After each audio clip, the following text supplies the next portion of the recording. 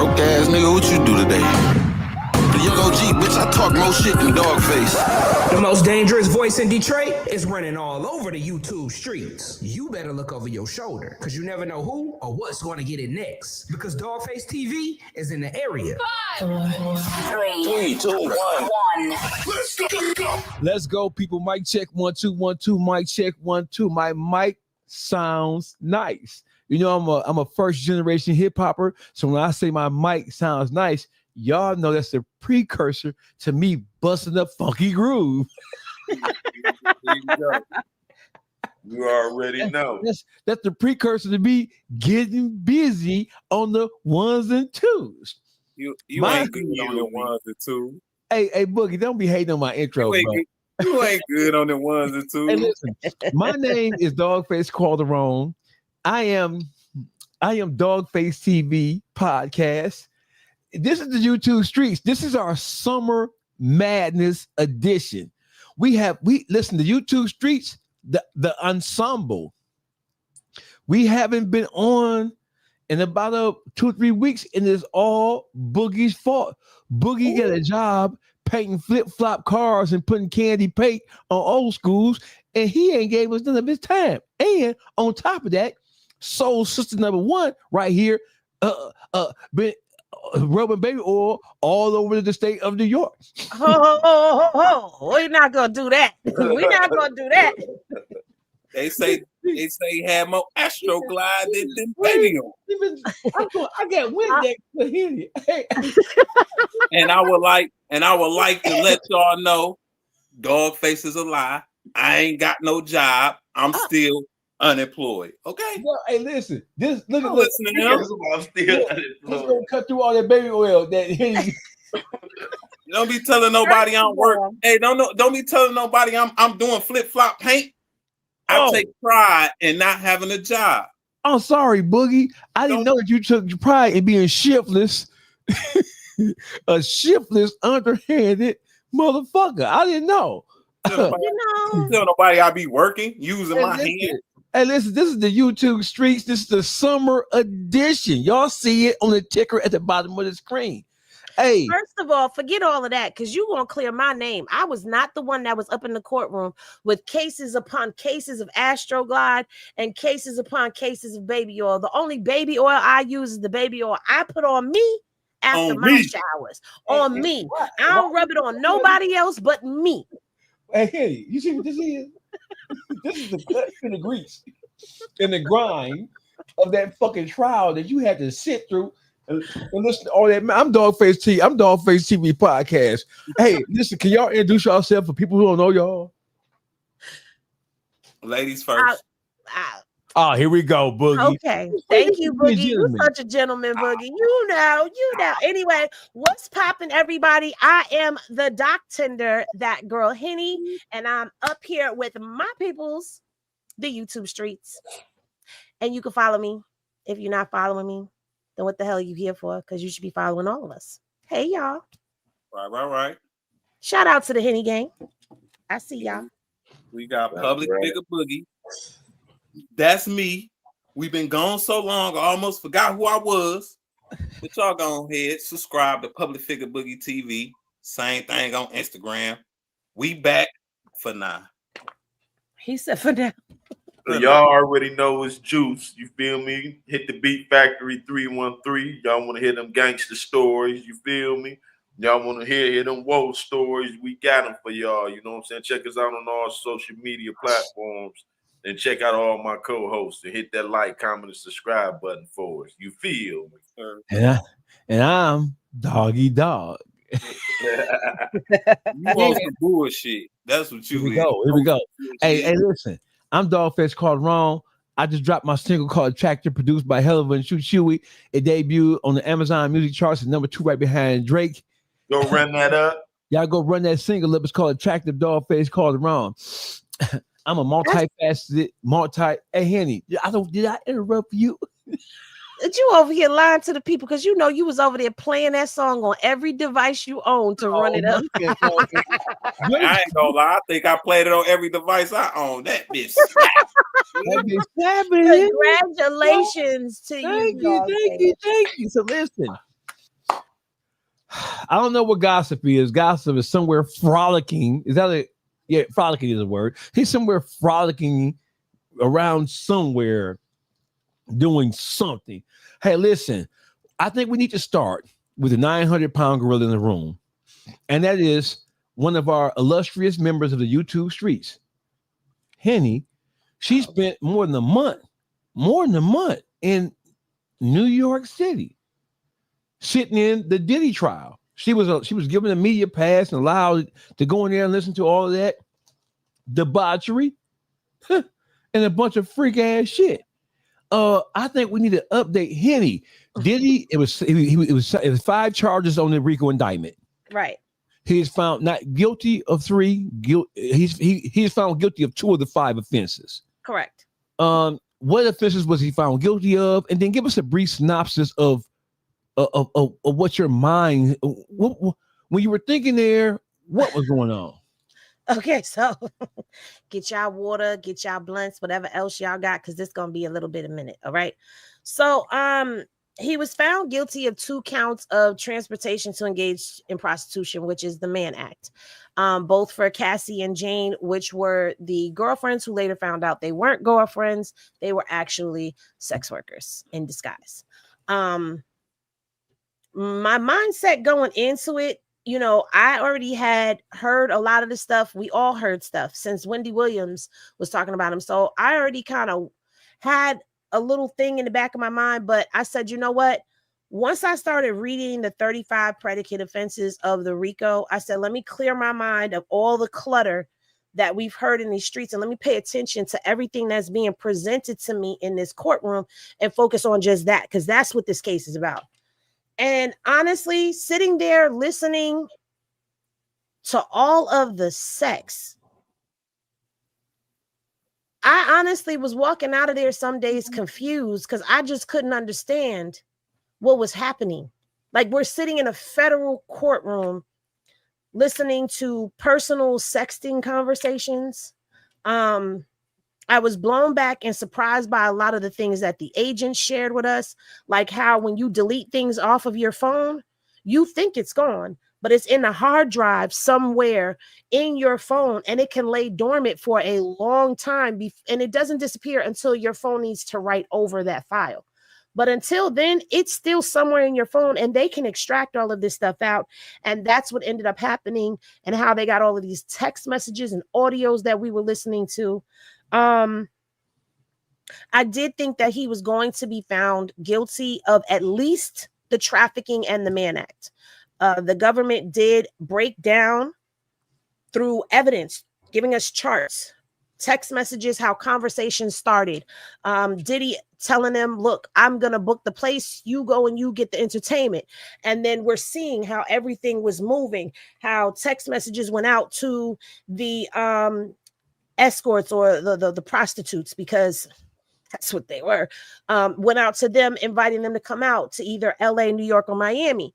We see the travel agent booking those flights. We see the hotel room getting booked. We see what day they got there, what day they flew in, what day they left the hotel, and what days they flew out. The damages, because there was a lot. When I say there was a lot of oil, Jesus Christ, the damage that was in those hotel rooms was, oil every damn where. So the damages was oil all over the walls and floors and carpet, and what? So it was oil damage. In one of the photographs, we see a whole pile of sheets that are filled with baby oil on the floor in the hotel room. You see towels. Then they had like a silk chase that you lay on the chase chair.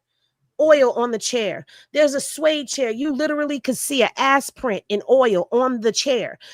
Candle wax, stuff like that. The room was trashed by the time they got done. Baby oil bottles, liquor bottles, you saw all of it. And I think, if I'm not mistaken, because I don't have it right in front of me, one of the rooms that had the most damage to it, I don't know if it was the $50,000 or $90,000 worth of, they had to completely shut the room down and redo it. But that was something that one of the hotels had as a note whenever he came in, to charge him extra because he leaves a lot of oil stains, to shut the room down to be deep cleaned. And a lot of those workers were complaining about how you could smell the room before you got there, because Diddy liked to have that room on 75 degrees. And they were in there having sex for 3 and 4 days sometimes with these escorts, sometimes changing the escorts out.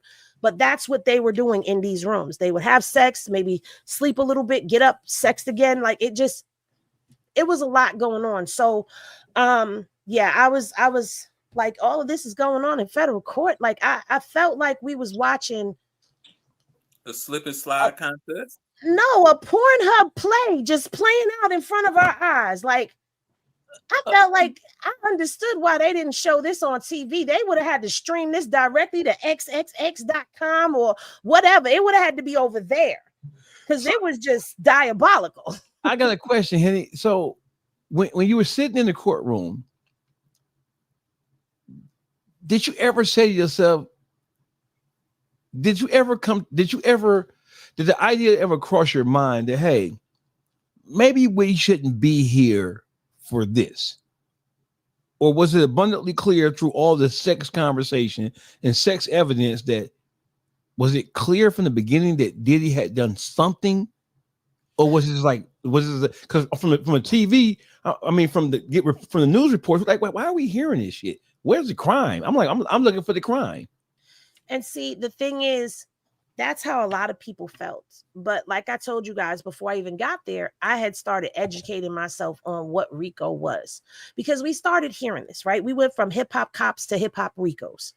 Don't steal that, because I'm working on something with that. You steal it, I'm going to strike your goddamn channel, whoever you are out there listening. Anyway, so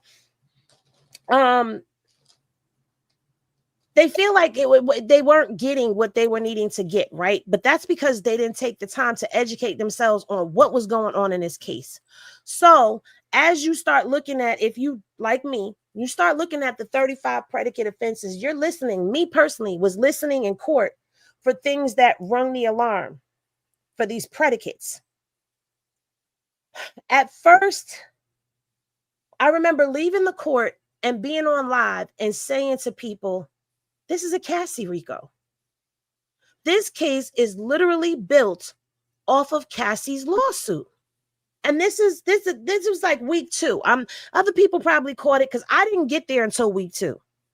So I'm sitting there and I'm walking from the court. I'm like, this is a Cassie RICO. But then as I'm really listening to what's going on, I'm saying, okay, you've got assistants testifying. You're establishing the enterprise with their testimonies. Certain names kept coming up after Cassie got off the stand. KK, D-Rock, Fahim, Roger Bonds, Ruben. More so the others outside of Roger Bonds than him. But these names kept coming up. And then I'm listening to what the assistants are telling us. And I'm seeing how they were accomplices to what was going on. But it took thinking to see this. So I understand when people say, I don't understand why we're here. Because with Cassie on the stand, it was a lot of talk about the relationship between them. I didn't really feel like we shouldn't be here. I did feel like, damn, are we supposed to be listening to this? Because I felt like we were really like eavesdropping on somebody's conversations that they were having. Because when you're sexting your partner, you don't think anybody's going to be reading them in federal court. No, you don't. I got a question about the Cassie thing since you brought that up. Right, perfect segue.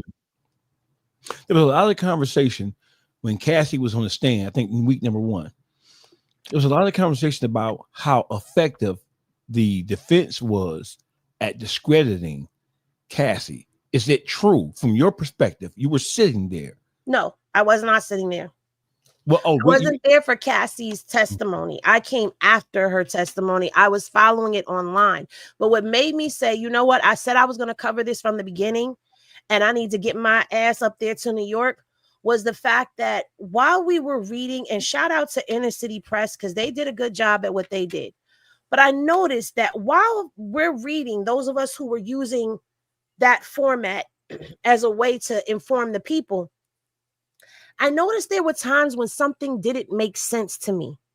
And so there were people that were getting those transcripts, and I'm reading the transcripts. They were being sent to me. I'm reading the transcripts and I'm like, that's missing. We're not getting the whole story.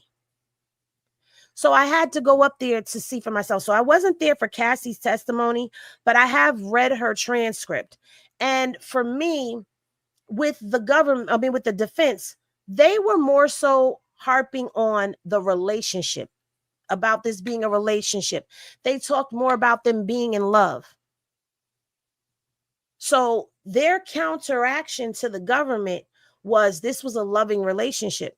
Well, nobody is debating whether or not they had good times, because even in the most toxic of relationships, you have your good times. But there were those other times, and that's what we're here listening to.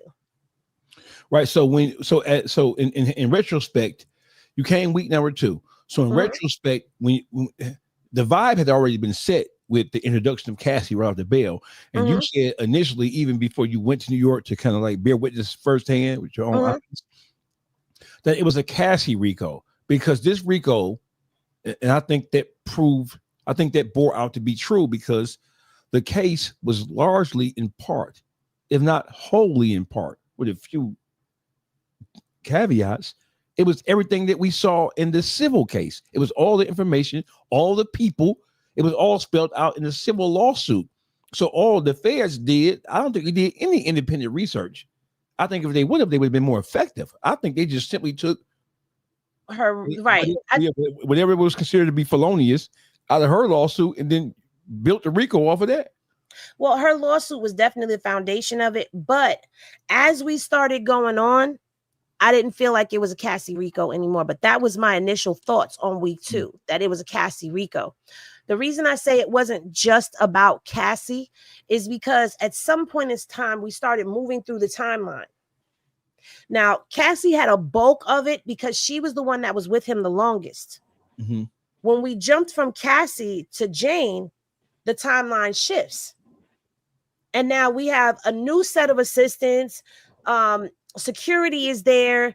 You know, you see the shift happening. For me, the thing that kind of messed up the timeline for them was Gina not coming, because Gina was supposed to be the one that testified in between Cassie and Jane, because she would have filled that gap from 2018 to 2021, because through testimony, we learned that Jane was there when Cassie was with Diddy, and she was there when Jane was with Diddy.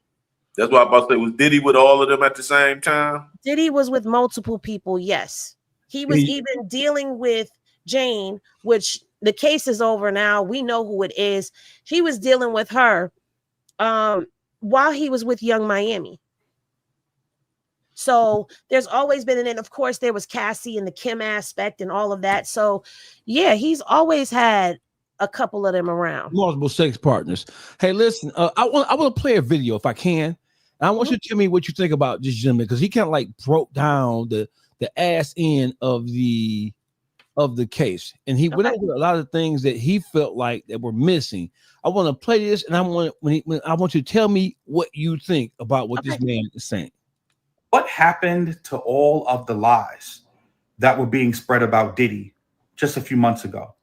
Remember, they were saying that there was videos of him having inappropriate dealings with Justin Bieber, Usher, Meek Mill, French Montana, TD Jakes. Well, the trial just wrapped up. None of that evidence was ever produced. So it's safe to say that was a lie.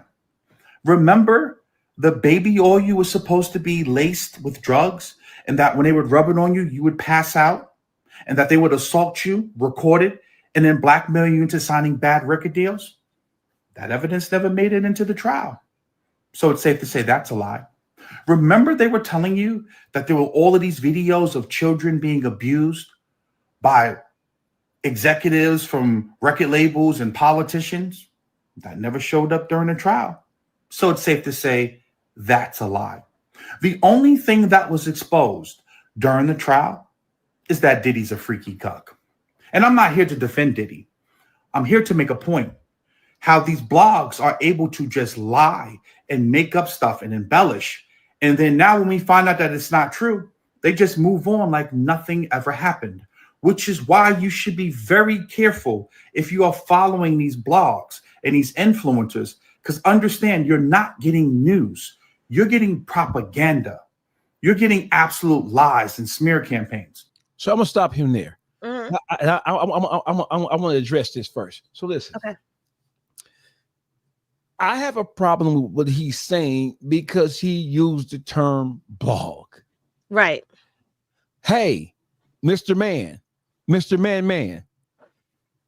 the major news outlets worldwide were reporting this, and we took their reporting as if it was gospel because they are supposed to be properly informed, properly vetted, major resourced out.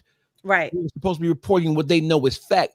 They're not supposed to be surmising what they are guessing based on what somebody said. So all of the bloggers and YouTubers and commentators who operate on these platforms, we're reporting the information as we receive it, just like anybody else.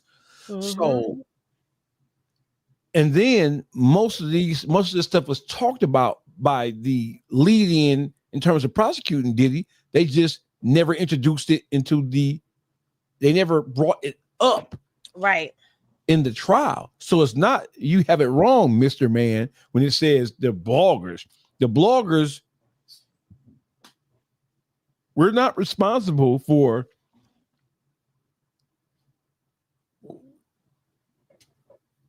what the prosecution is saying,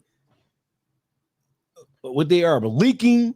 I've never seen a more leaked case in my life because the federal government, they utilized it. If the bloggers or the YouTubers are guilty of anything, it is listening to the federal government who is leaking information, who's engaged in a character assassination of Diddy before the trial even started. A lot of the information that we know about as far as the whole indictment, it was leaked by the prosecution side of things. Allegedly, because we still don't know. And I'm going to say allegedly, not to stop your thought, because there's also been rumors that the defense was leaking stuff out as well. Don't know if that's true, but there's been rumors of all of that. And that's coming from being down there at the courthouse. There were rumors of that. Again, it's a rumor. I'm not saying anybody did anything. I'm just saying that's a rumor that things were being leaked from both sides. Yeah. Were you finished with your thought? Because I just wanted to make that point. The gentleman said, hey, blogger. I'm like, blogger? What do you mean? Right. First of all, let me go here with the blogger thing. Homeland Security, an anonymous Homeland Security officer, was the one who talked to CNN first and mainstream out major legacy media and was telling them, he didn't call a blogger. Went to mainstream media and was telling them about the cameras and minors and camera angles being in angles people were being recorded without them even knowing. They told us that there were sex rooms in his house. We didn't see any photographs of any sex rooms in his house either. And that came from a Homeland Security agent that was out there running their mouths anonymously because they didn't want to give up their name.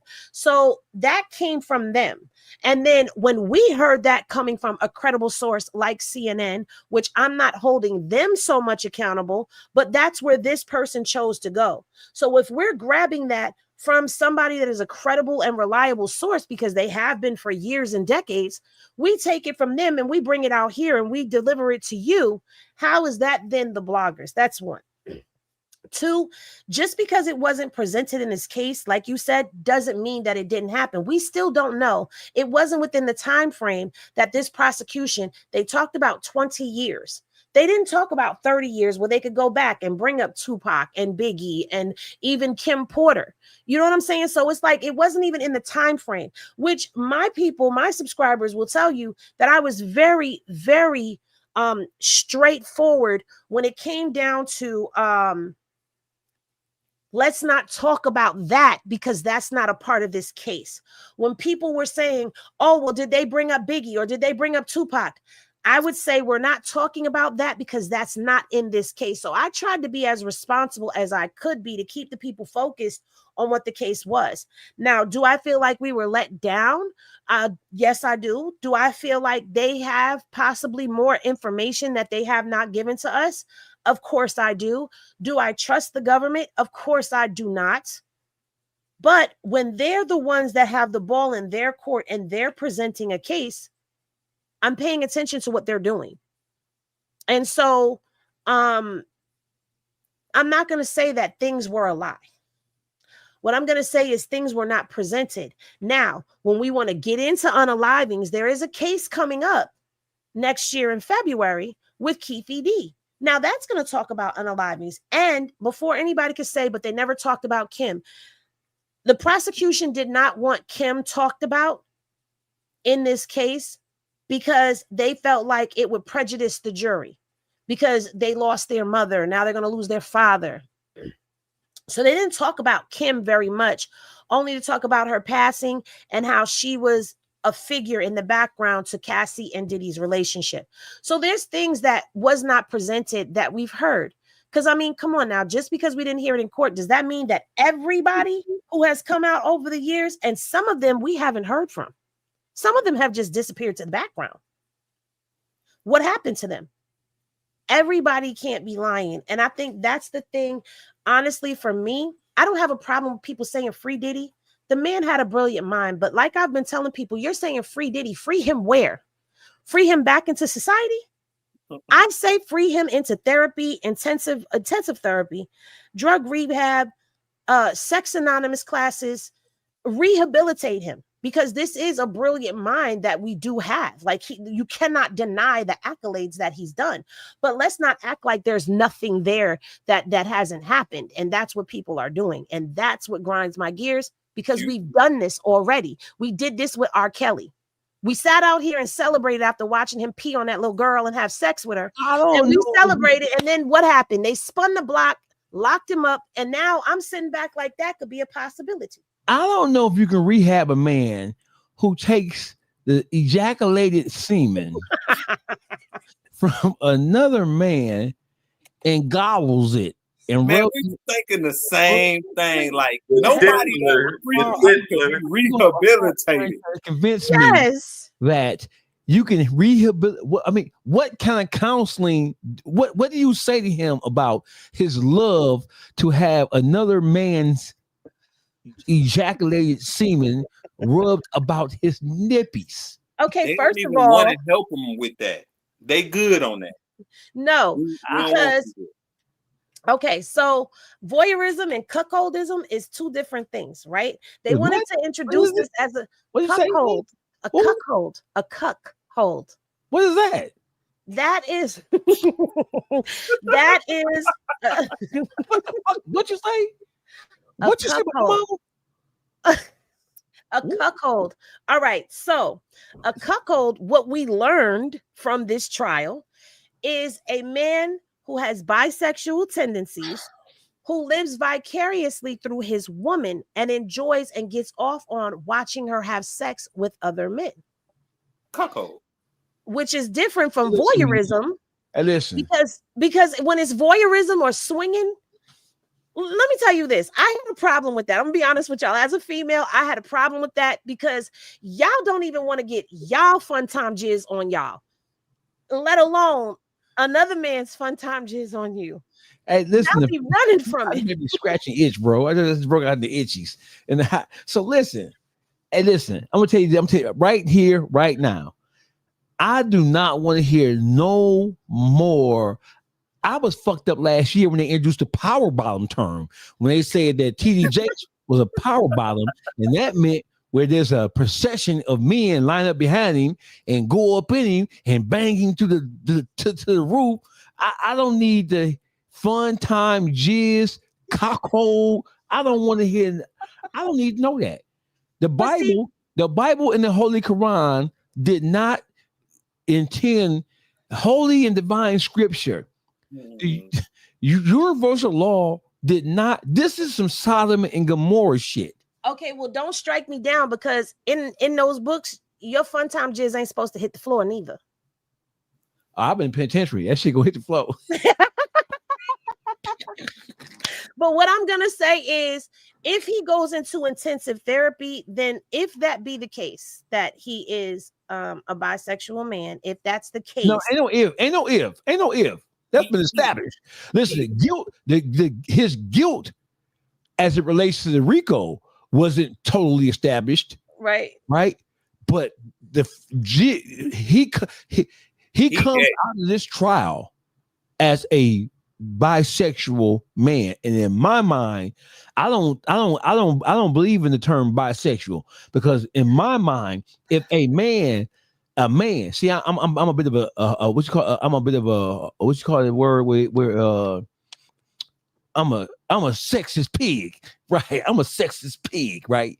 So women being gay, they ain't the same thing as a man being gay to me. See, women can eat a little pussy, get a little pussy ate, suck a little titty, and we can have fun. That's fun. Right. When a man, if you a man and you take your hand and you grab another man's cock and you shove it in your mouth, ain't no coming back from that. He didn't do that. Well, listen. No, listen. Okay, so the man would jizz on her, and they would go in the room. Okay, so this is how it went. The female would be having sex with the prostitute. The session would not end until the prostitute finished. Where he finished, Diddy would tell them where they would finish at. So he would finish on her, in her, or around her punana. And as soon as that happened, they would go off into the next room. Right. Cassie testified that Diddy would play in it and rub it on his nipples and have sex with her behind the other man. So he wasn't, I don't know if he was snowballing. I don't know, but he wasn't drinking it from the fountain. What is snowballing? Now you ain't gonna keep on. You ain't gonna keep on all type of shit. I don't know what the fuck that is. My virgin mind, I can't take nothing else. Power bottom, sex, fun time, jizz, cuckold. A cuckold. Listen here, man. My mind is virgin. So you tell it. So snowballing is when the fun time jizz is in the mouth and they kiss and swap it back and forth. That's called snowballing. I need a cigarette now, after this. In my own defense, somebody told me what this was, and I ain't gonna say who it was or where they was that told me, but this is how I found out, because somebody told me snowballing, and I said, what the hell is that? They told me, and I was like, that's freaking gross. So snowballing is what? You gonna make me repeat it? Yeah, because I wasn't even trying to, I take my headphones off when you start talking about fun. You did. I barely hear you because I love what you say. Snowballing is what? Somebody in the chat tell him I don't want to repeat it. Look what Pammy say. Pammy, she just said I just threw up in my. So snowballing is when a man puts his fun time jizz in a woman's mouth. In a female's mouth, and another female and her share it, or she shares it with him. Share with who? With a him. Man? Yeah. So you telling me? I'm telling you. If a man ejaculates in a woman's mouth, and then why are we going here? Then another man come behind that and kiss her in the mouth. That's bisexual, ain't it? I don't know what it is. I just don't want no parts in it. It's time for us to grab our picket signs, doggy. Yeah. And that nigga need 20 years. Fuck this. We ain't going for that. Normally I ain't no advocator of sending no niggas to penitentiary. But Diddy, he need therapy that only the Department of Corrections can provide him. I don't trust him out here in society. We out. You don't trust him in society? No, the feds need to take him and do something with him before you let this man back loose. He's still a millionaire.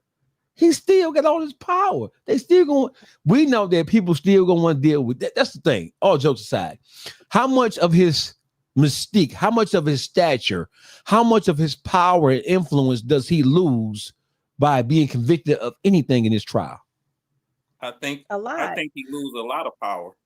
You do. Yeah. And it's not because I don't think it's because of the convictions. I think he don't have a hold of what he had once before.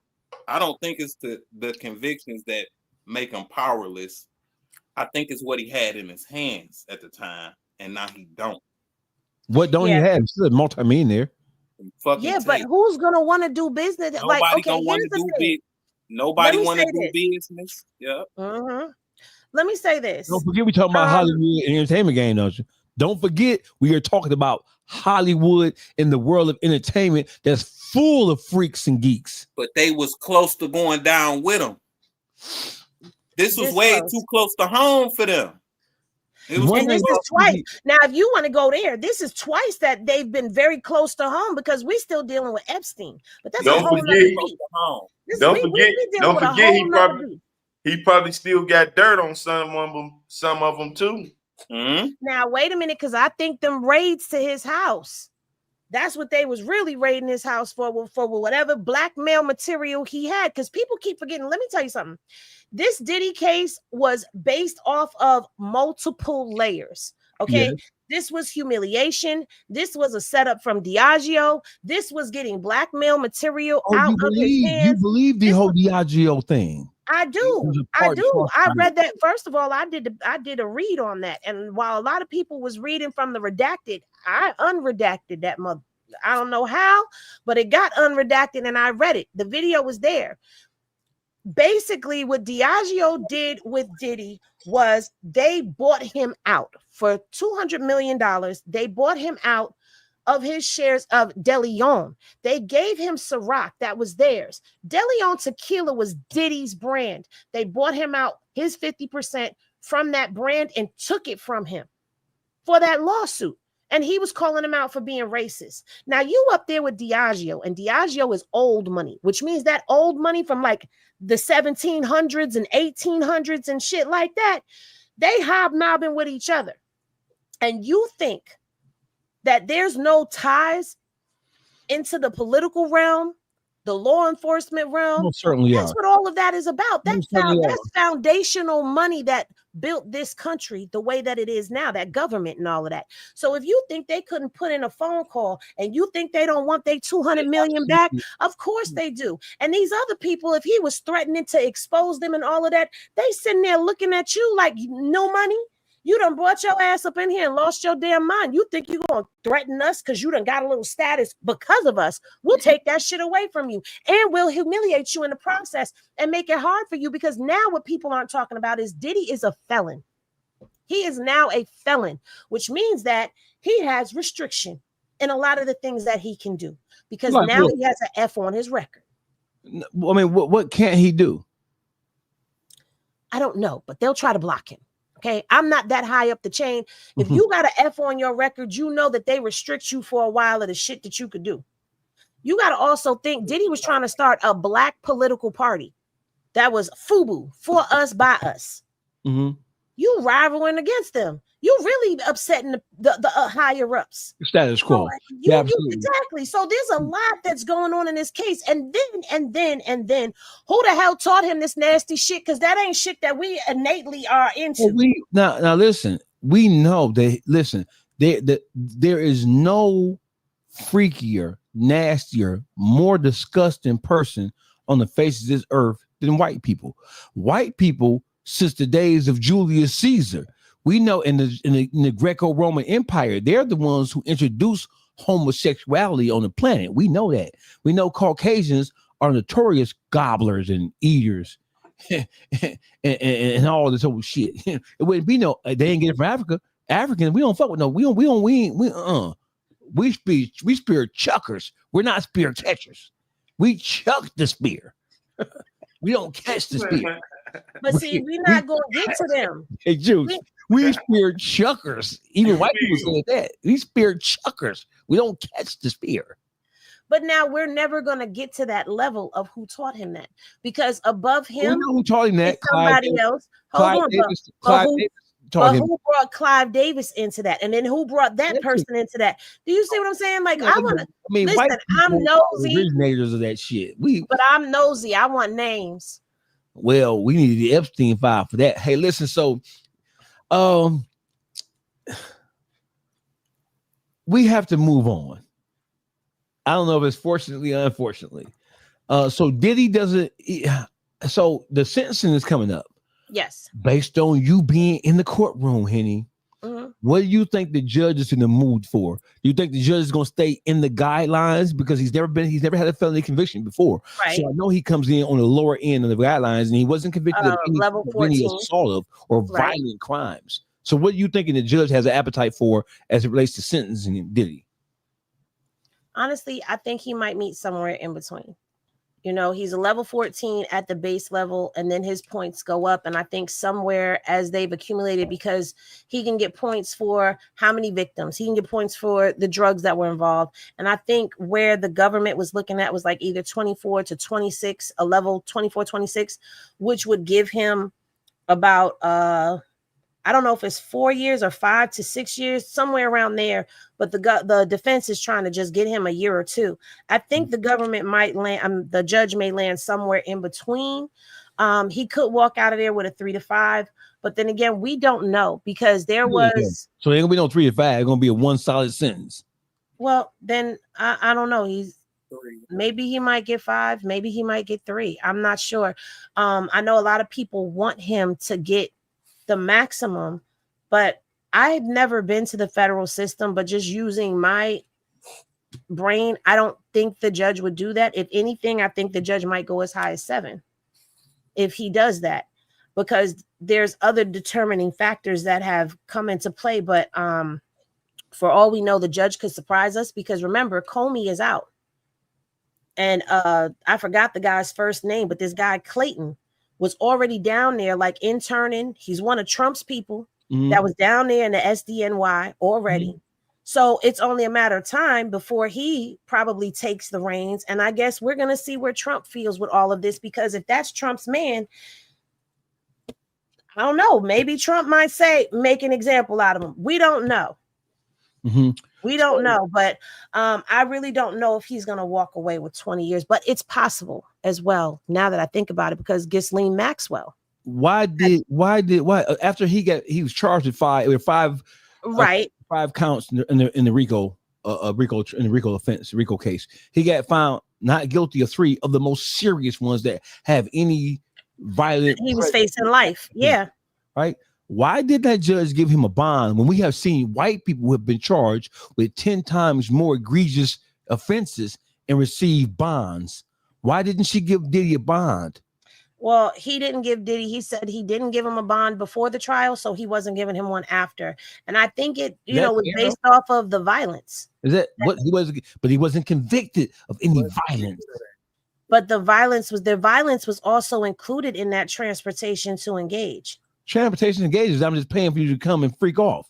But that's not. But there was force, fraud, or coercion attached to it as well. So that's what the government is saying. And the judge came back and spoke about all of the violence that was in there in this case, and how the defense even admitted that he's violent. He has an anger, like temper. And the judge said, "Listen, domestic violence is something that's private. We can't monitor that." So no, there's no way for us to be able to monitor to that. And so he kept him in there. Now, I don't know, because if you look at Ghislaine Maxwell, she was a first-time offender too. And what did she get hit with? 20 years. Now, she got charged of more egregious acts, but when people are sitting back saying, oh, first-time offender, it can't happen. She got them 20 years, and now she's trying to appeal, but she's still appealing from behind bars. So I don't know, but I don't know. Honestly. Who was her lawyer? I don't know who her lawyer was, but I know Maureen Comey was the AUSA on her case. And Maureen Comey was the AUSA on this case. So now we got to see where this new prosecutor that's going to step into her shoes, we got to see where this person is going to go with it. And we don't know if they're going to actually put this on hold so that prosecutor can catch up with the case. I feel like 5 years. That's what I'm saying. 5 years, maybe. Okay, I got you. So let's move on. Different subject. Lil Meech made national news again. He made headline news again. This time we have police camera footage of Lil Meech being detained by the police. What city was he in? Was he in Atlanta? What city was he in? I think he was in Atlanta. He was in Atlanta. He was detained with another gentleman, right? The police had searched the car, the vehicle. They had searched their persons. The police, they found a weapon. The firearm was registered, so that was an offense.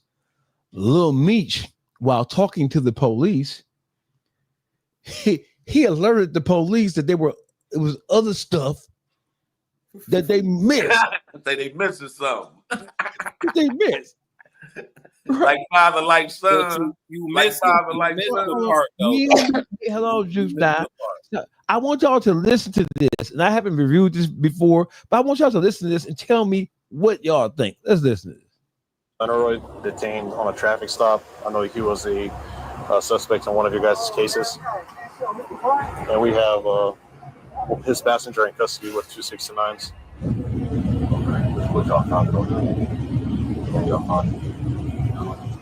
I don't see how anybody can be confused on why this is going the way it's going.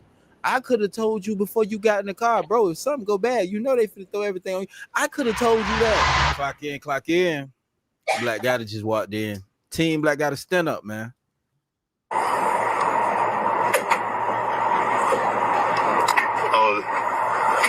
Hey, this Cadillac might take off on us. It's not pulling into the parking lot. It's stopped right now, but it's registered to Lil Meech. Hey, go ahead and pull into the parking lot first. No. We ain't stopping right here. You don't have to go. Could you raise gangs for TAC 1?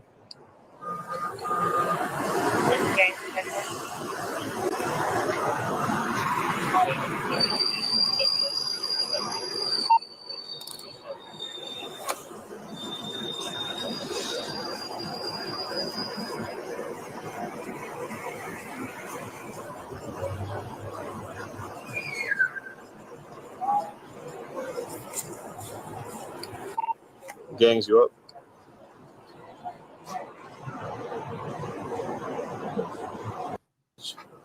It's a matte black Cadillac Escalade, temp tag. Hey, this is 3280. Go to TAC 1. You're welcome.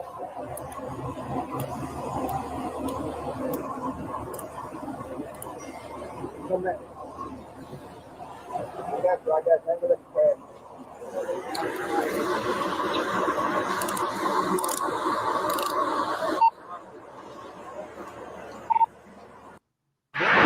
Good, man. Hey, should charge you money. Yeah. Okay. What y'all talking about? Y'all talking?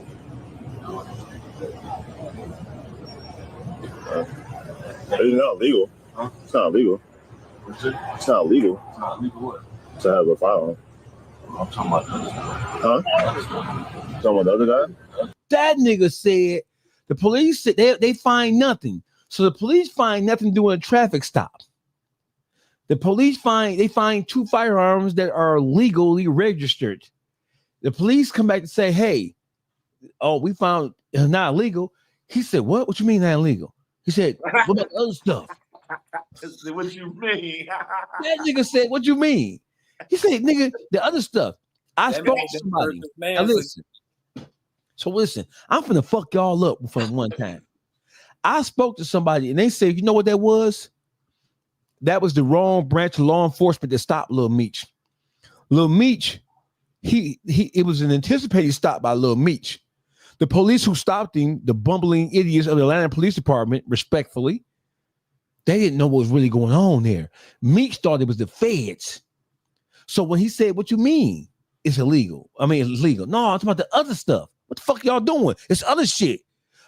People who I've talked to on the inside said it was a setup by Lil Meech, but the wrong branch of law enforcement stopped him, and they didn't know what was going on the play. The local law enforcement stopped him, so the Fed stopped him. So that's why he responded, "What you mean it's legal?" No, the other shit. Fuck you mean the other shit? He was talking to them like they should have known that it was something else in the car. So the Atlanta Police Department stopped him, not knowing what the play was. So you saying he working? Yes, I'm saying he's a motherfucking. Who thinks that Lil Meech is strong enough to resist any kind of pressure by law enforcement, whether it's local, state, or federal? Raise your hand. By a show of hands on the YouTube Streets panel, who amongst ye thinks Lil Meech is strong enough to resist any pressure by law enforcement? He'd chip off the old block.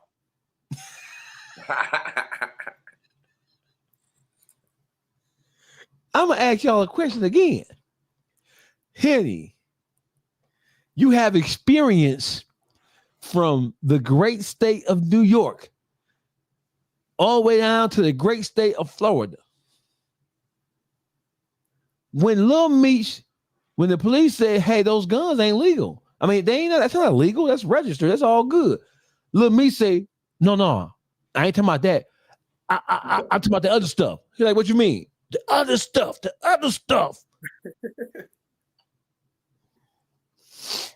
nigga wanted to be, man, you know what I'm talking about. Man, you know. Does that? What you asking me? I'm asking you a stupid question.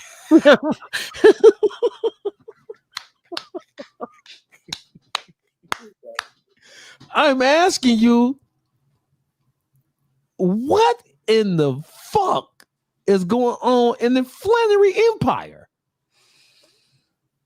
I guess that death before dishonor is just a tattoo, huh? I don't think he got it on him. I think that shit stopped by time. First of all, Lil Meech ain't been in the streets, but he playing in the streets because he played a gangster on TV. That's no, he's not built for that.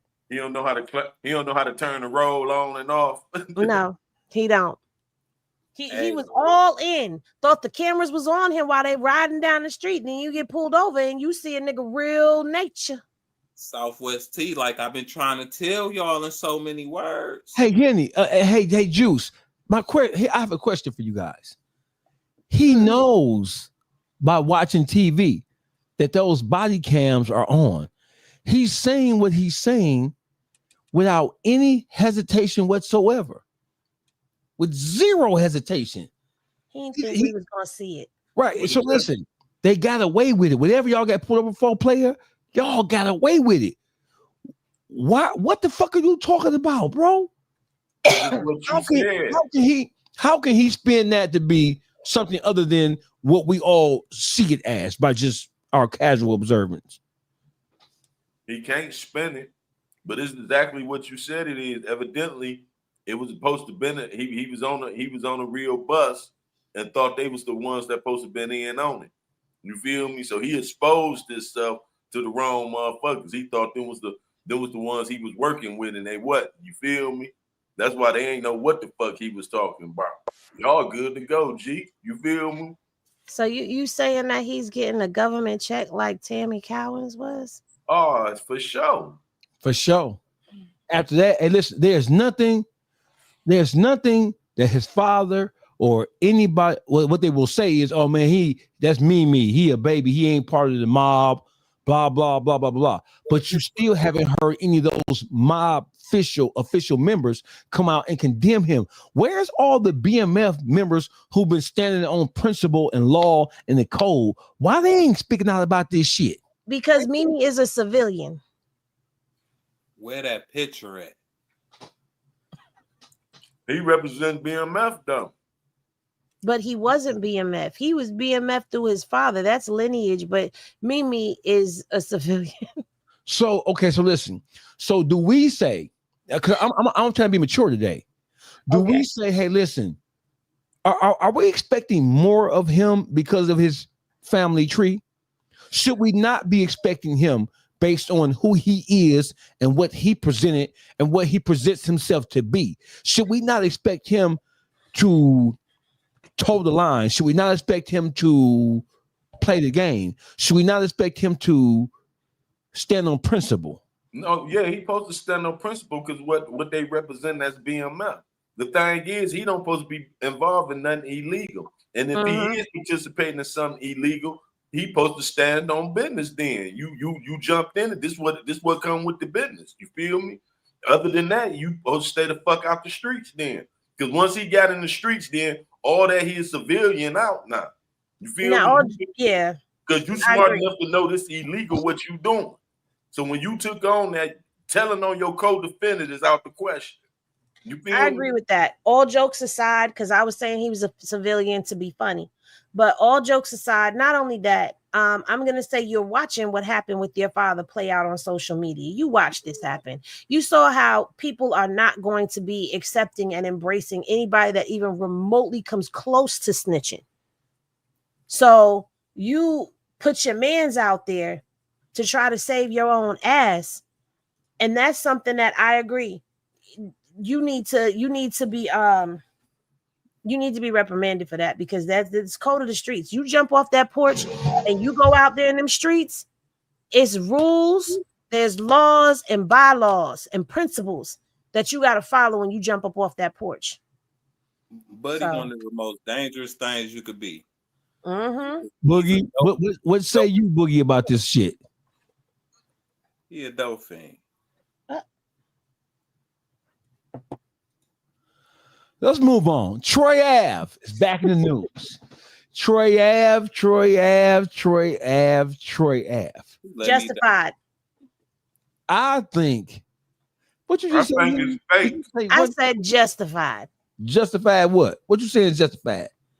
Play the video. I'm finna play the video. I think the video is fake. Trying to say. So listen, here we have a video of an incident that took place near or around San Diego, California. He's pulling up with Chef Jeff, who's a famous celebrity chef, after a successful event that Chef Jeff had just put on. So they're pulling up to Chef Jeff's house. And according to early news reports, a robbery attempted as they were getting out of Chef Jeff's Bentley. And Troy Ave shot at the alleged perpetrator of the attempted robbery. Right? So let's just play this video.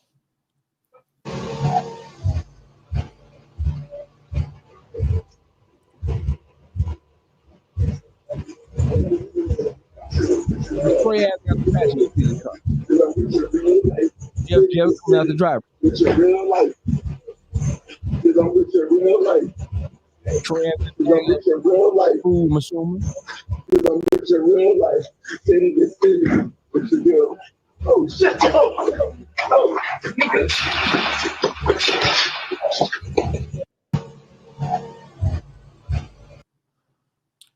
That's a music video. That was staged. They was acting. It's a music video. I keep forgetting that Henny is from New York. And so, Boogie, we know she's finna come with that bullshit. We have later discovered that was a staged event. They called the police and everything, like it was a real life situation.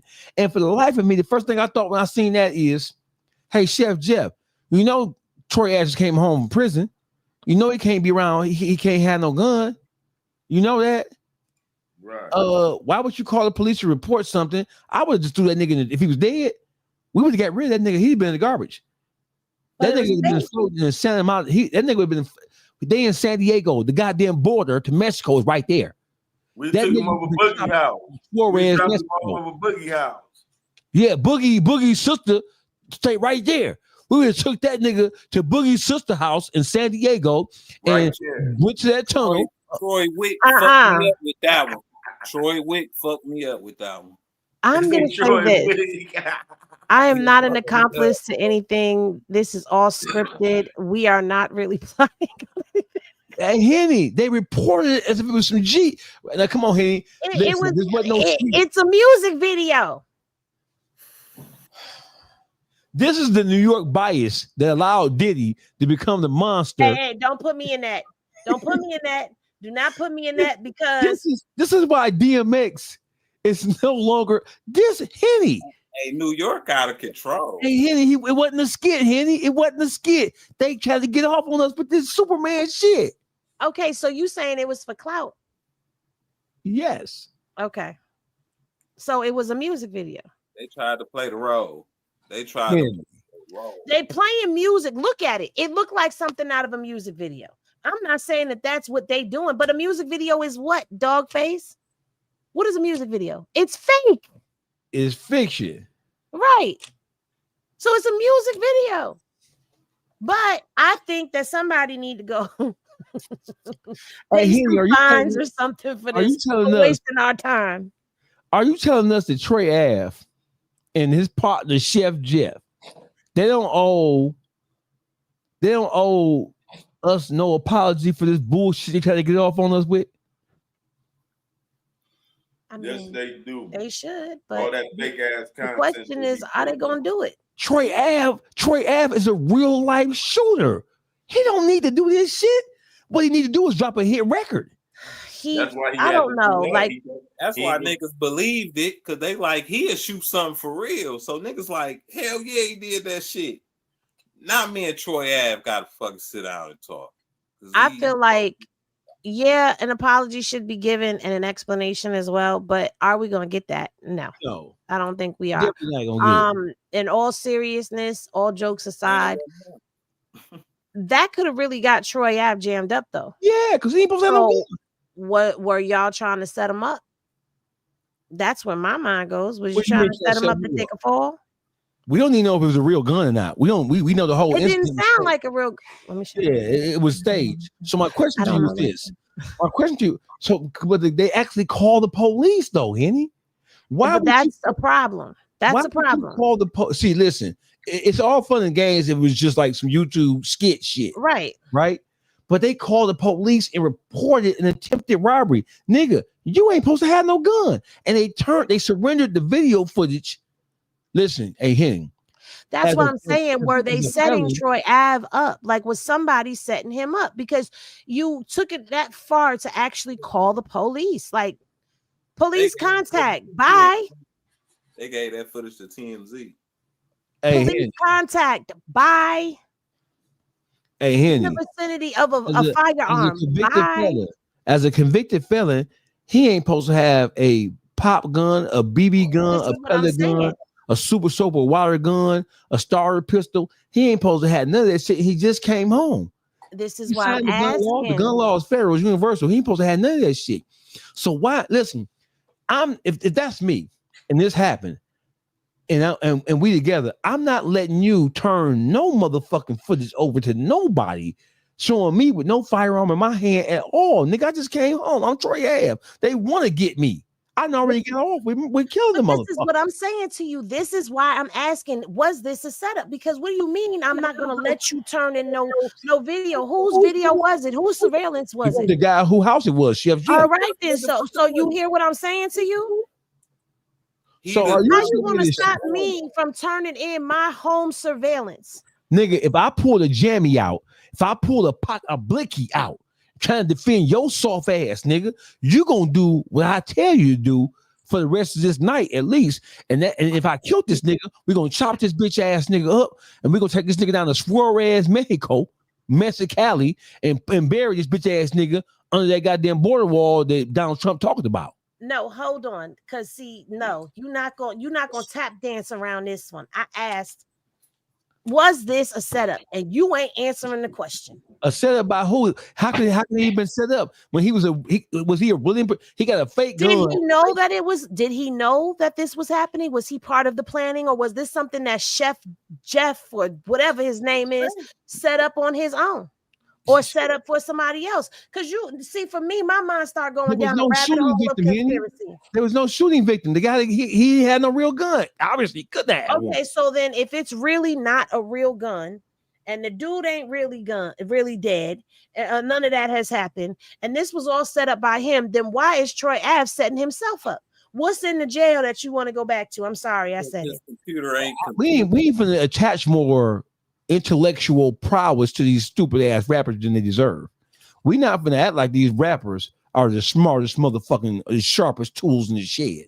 We know they ain't. This whole Troy Ave shit is newsworthy because it's news, but the shit is so fucking stupid no matter how it took place. Once we ascertained that was a fake incident, it was a skit.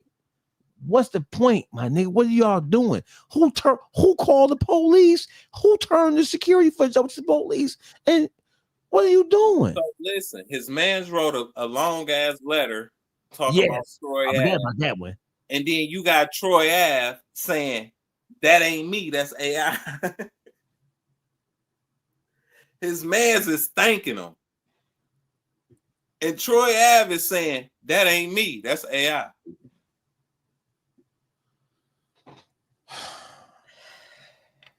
You know it's fake.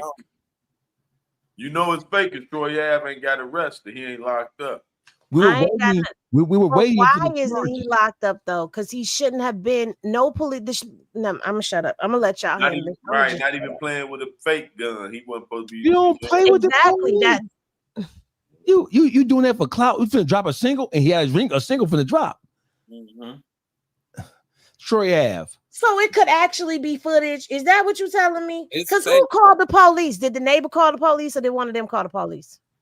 Well, whatever happened was that footage came from Chef Jeff's house. The person who now hold on, because now I'm gonna go down another avenue with you and ask you a question. Now, what if this turns out to be a clip that is in that music video, and the reason that the police came is because the neighbors called the police, and he turned over the footage to show them that it was not real, that this was just staged for a music video? What if that's the case? Oh, I have an answer. We know that's not the case. Nice try, though. Because of Chef Jeff's post on Instagram a day later, where in which he confirmed that it was in fact a robbery attempt, and he thanked Troy Ave for pulling out the blicky and defending him and saving his life. That's promotion. Now, Dogface, I'm gonna tell you this: if he ends up dropping a music video, and that clip is in that music video, he need to. You gonna give me an apology? No, I'm saying, what I'm telling you is he needs to do that. He needs to try to put a spin, because it doesn't take his gangster away. But like that, why you playing games like that? Why you? We look at you. We look at Troy Ave as, whether you like him, don't like him, whether you think he told on text on him or whatever. We look at him like a real nigga.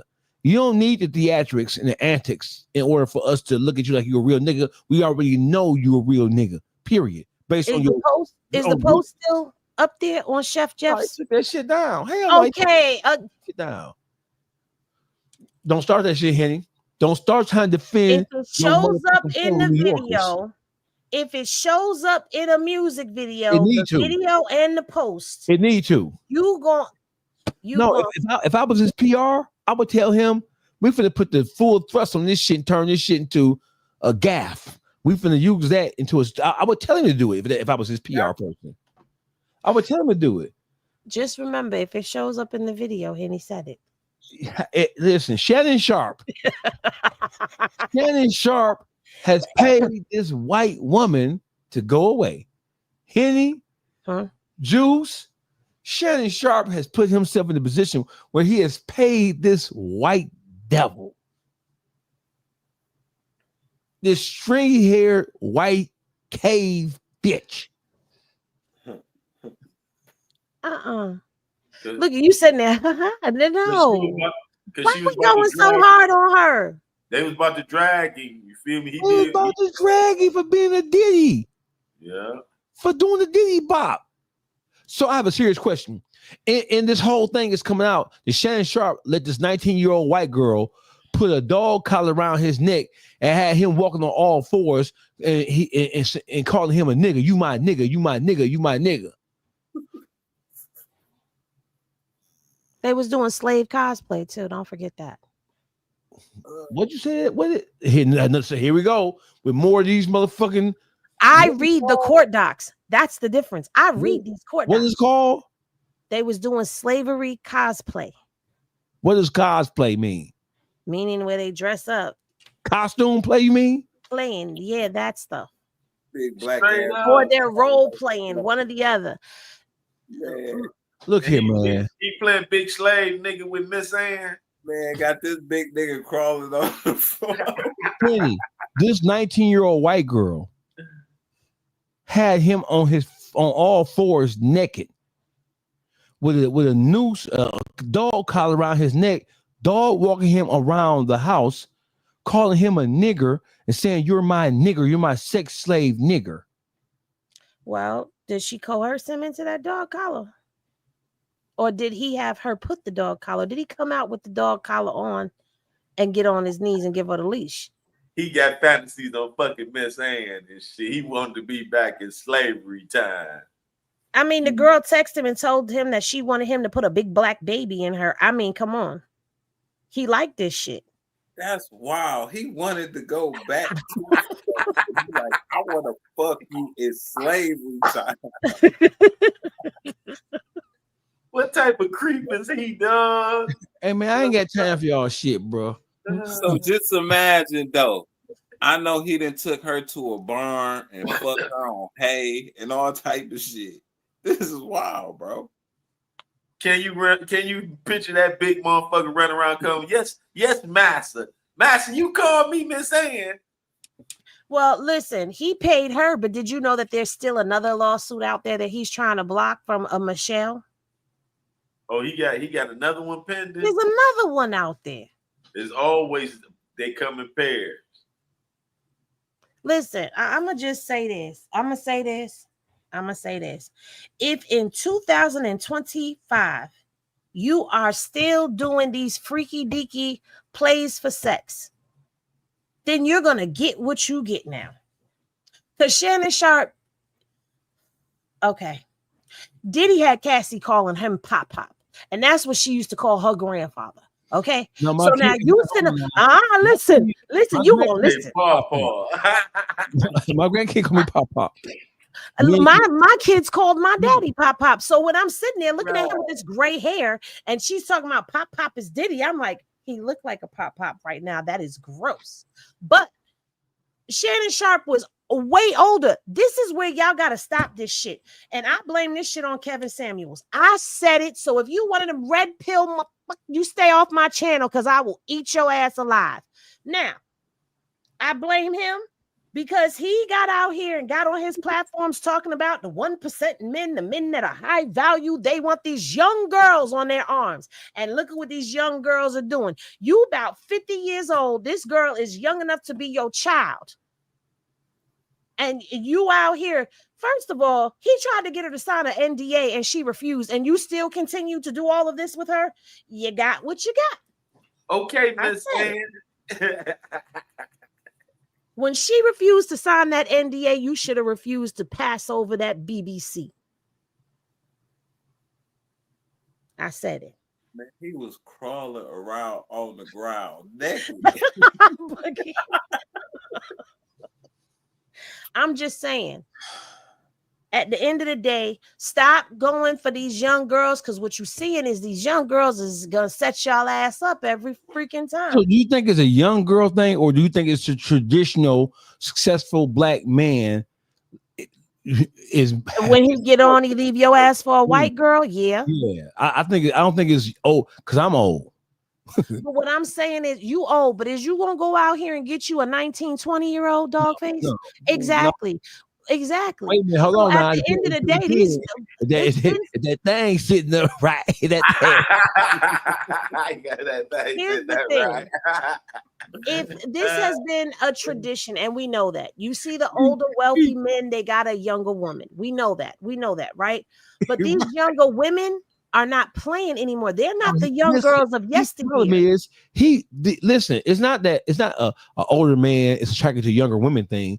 These guys are it has to be a situation where they are going for the weakest amongst the barely legal the weakest amongst women. You're not dealing with high quality or high value women. You're not dealing with successful women who have careers as a physiologist or dentist, a doctor, a lawyer. They're going for women who come from nothing or who have not been properly groomed so they can fulfill their sexual fantasies with them.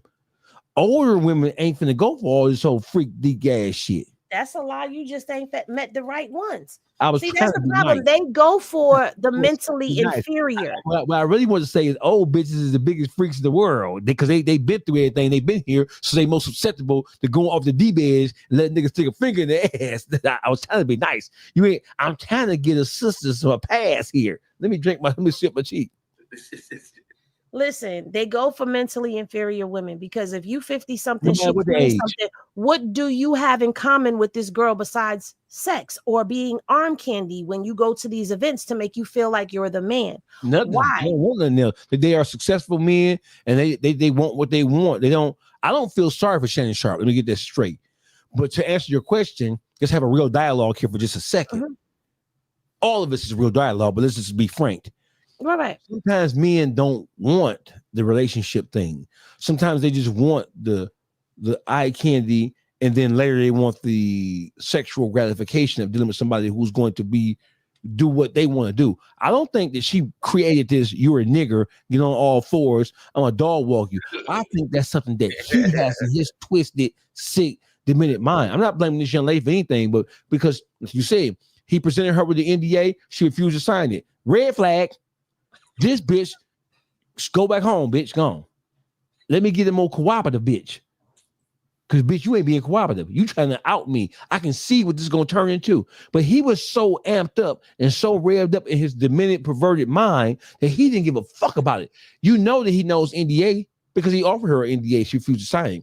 When she said no, that was supposed to be the last time they ever seen or talked to each other. Right. I agree with you. Curve. Well, see, here's the thing.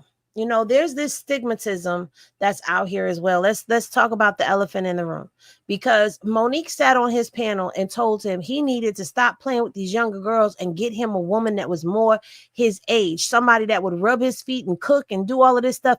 But see, the problem is they don't want that, because when you get an older woman or a woman that's around your age has her own mind, and you can't convince her to do anything that she don't want to do. Well, you might be able to, because look at that. He's like, yeah. You might be able to convince her, but they're gonna give you pushback on some things. As where a young girl, you buy her a Chanel bag. No offense to the young ladies, but some of these women, you buy them young girls, you buy them a Chanel bag, and they cool. You can't do that with everybody.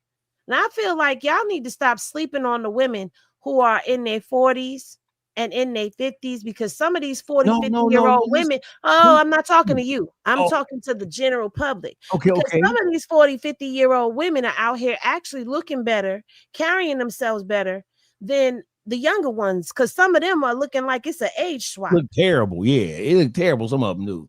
And for all of the men, you don't know what kind of woman you running up on. If you tell a woman that that's what you want, that's all that this is, then be that, stand on that, and she may just say yes. Because sometimes we don't want to be tied down in no damn relationship with y'all. Y'all give us headaches just like we give y'all headaches. Sometimes we just want to smash and dash too. So you got to be honest and tell them what you want up front. Talk to us like that, Henry. I tried to be very womanly when I said it. Was I too? Hey, first of all, ain't gonna be no smashing and no dashing over here. We male chauvinist pigs, all of us. We do the smashing and dashing. We don't get smashed and dashed. Yes, you do. Because you get left right there. You get a kiss on your forehead, and we leave out the door and go on where we going on. He said, I don't like that shit. Hey, Juice, get your sister together, Juice. Your sister on bullshit. You don't want the 200 left on the nightstand like in Boomerang? I'll take it 200. I take it 200. I got my shit take gas. But I'm just saying, you ain't about to leave it on the nightstand, though. No, I take it 200. I put it in my gas tank. But I'm saying we've entered a new day and age, and this has to stop being the norm, because you know what I'm looking at? I'm looking at a lot of these prominent Black men going down for sexual depravity, and not even depravity, diabolicalness. I don't even want to call it any debauchery. No, it's diabolical. The things that are going on in the bedrooms. And it's cool if that's what you like, but find you somebody that's going to like what you like and is with the shits. Because there's a lot of people listen, I talk to women all day long. You hear me? And there's a lot of women that's into a lot of different things in all different age ranges. Right. Hey, listen, there's no age to being a freak nowadays, man. Hey, shout out to Miss J. Lynn, who sent somebody fat out. Now, Miss J. Thank you, Miss J. Lynn. Hey, you ain't gonna be sending on one person on fat out. We all need fat out. You know what you do? You send Henny with 5, 10. You know I'm slow. 5, 10, 15. $1.25 each. We'll take down 25 cents between us. We got gas, we got bills too. Shout out to Miss J. Lynn. Miss J. Lynn has something to say too. She says $40 now. So for $40, we can get on now, Henny. Actually, it's more than $40. The price of yesterday. No. Donald Trump back in office. Donald Trump back in office. Ain't no scamming. Ain't no, and the dope been dried up. He didn't put out the thing about the fentanyl. Can't sell fentanyl no more. No, Henny, put the price of pussy gotta go down. We living in. I seen the post. It's so tight out here. I seen the post. A bitch said $400 for 4 months. That's a good deal. That is not a good deal. That's $100 a month. My people's gonna say that's a good deal. I say that shit horrible. That's bargain basement. That means you're gonna be running up in that BV coochie. And it stinks. Cassie had souls in her mouth. How much that cost? pH balance got to be about 3. Right. See, I'm not into that. We talking about selling stuff. I just came from a trial about I don't engage in prostitution now. Listen, coochie coupon. Listen, it's tight out here. Donald Trump ain't no more coupons. You either got the credit card or you don't. Henny, no discount. No, Henny. Donald Trump, he didn't cut food stamps. He didn't cut Medicare, Medicaid. He didn't raise the age of retirement. He didn't cut Section 8. So listen, Black woman, all this high. The price of coochie went up. No. Yes, it did. Go down with the economy. What's wrong with you? No, you need help now. You need assistance, and the government ain't tricking no more. So, Mr. Johnson, Mr. Johnson, I got a hot 40 for you. Pull that King David person up on the stage for a second. He said nobody want no feisty, bro. King David, we gotta get rid of you, King David. You disrespect him, man.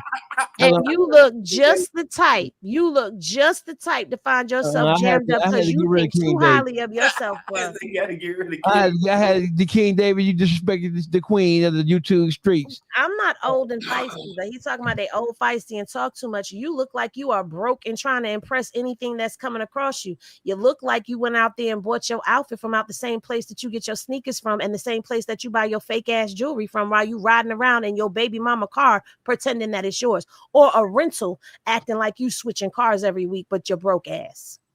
I should have warned you about talking sharp to Henny.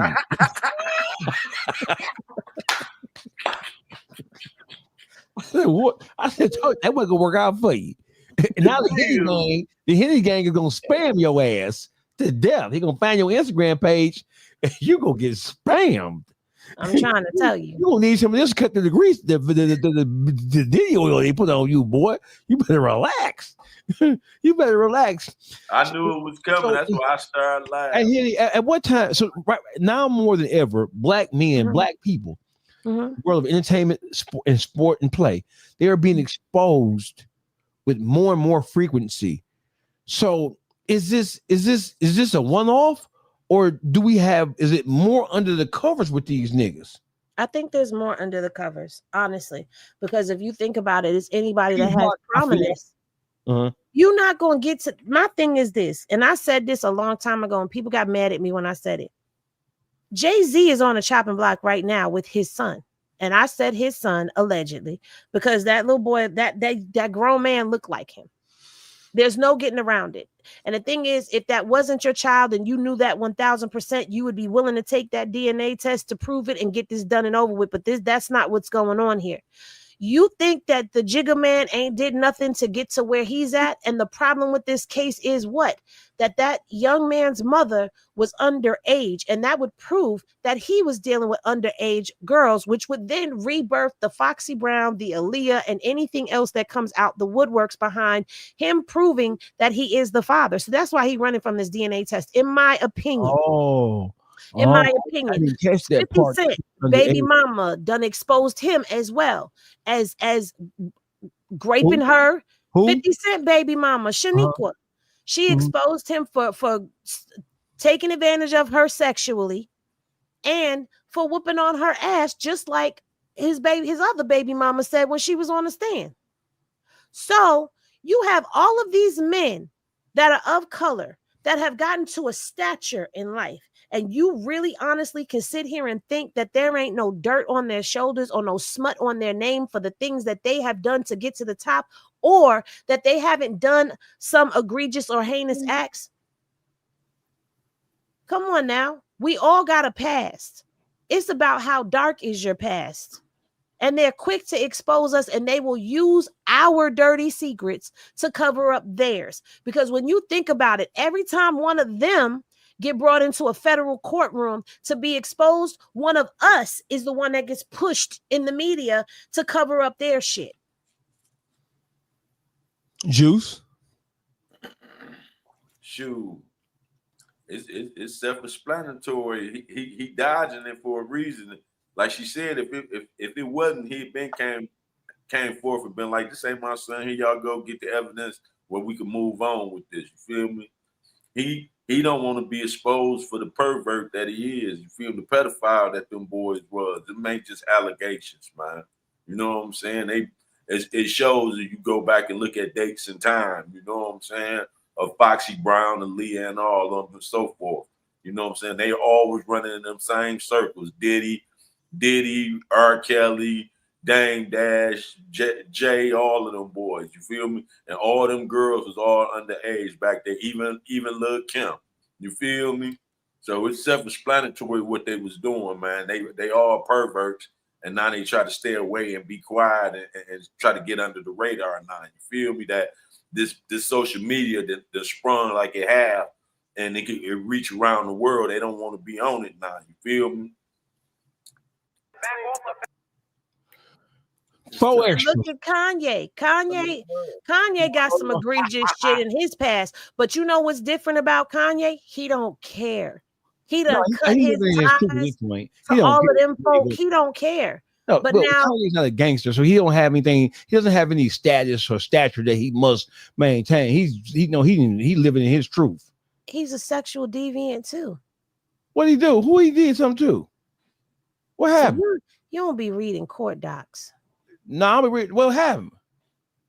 He doing pretty much the same shit that Diddy was doing. And when Daphne got on that damn stand and testified, she testified to going to Vegas with a iconic rapper who had ties to Diddy, which turned out to be Kanye, because the very next day after she gave this testimony, he popped up to the courthouse. But she said she went out with him, his girl, and his cousin, and she was cool with the cousin for the girl's birthday in Vegas. And that's where Kanye and this Bianca chick were for her birthday, right? They have a good night. They go out, they have dinner and a show. They go back to a hotel room. One of the prostitutes that her and Diddy be getting down with is up there in a hotel room getting down with somebody else, and they all standing around watching it. He's into that freaky deaky shit too. Well, you can't get to that level without breaking your moral compass. They've shown us that. I don't know, Henny. You saying that there's a rite of passage? You mean the Illuminati is real? Yes, hell yeah. You should have known he was freaky. His bitch. Well, listen, when he admitted that he was sucking off his cousin, he admitted when he was sucking Bo Dangle on his cousin. I think when nothing that Kanye revealed is surprising to me. When he went and wifed a Kardashian, a full-blown 100% whore, a cum jizzler, a football runner. Ball. I use the term ball loosely. When he put nobody else put babies in this bitch but him. That show you how green and how stupid he is. For real. I don't nothing you can tell me about Kanye surprised me. Nothing. Not a motherfucking thing. No, that's why Kanye acting out like he acting out. He been sold his soul and been indulging in all type of strange shit. You feel me? Listen, whatever the strangest shit that black men in Hollywood or in sports or entertainment have indulged in, the Will Smiths, the Jada Pinkett Smiths, and all that. Kanye has certainly been a part of that shit, and you can tell he's psychologically damaged by it, because who in their right mind of that status would marry Kim Kardashian and put babies in his whore when her daddy turned to a man? And then her daddy turned to a man? Her stepdaddy. Yeah. He turned to a woman. Whatever. That right there.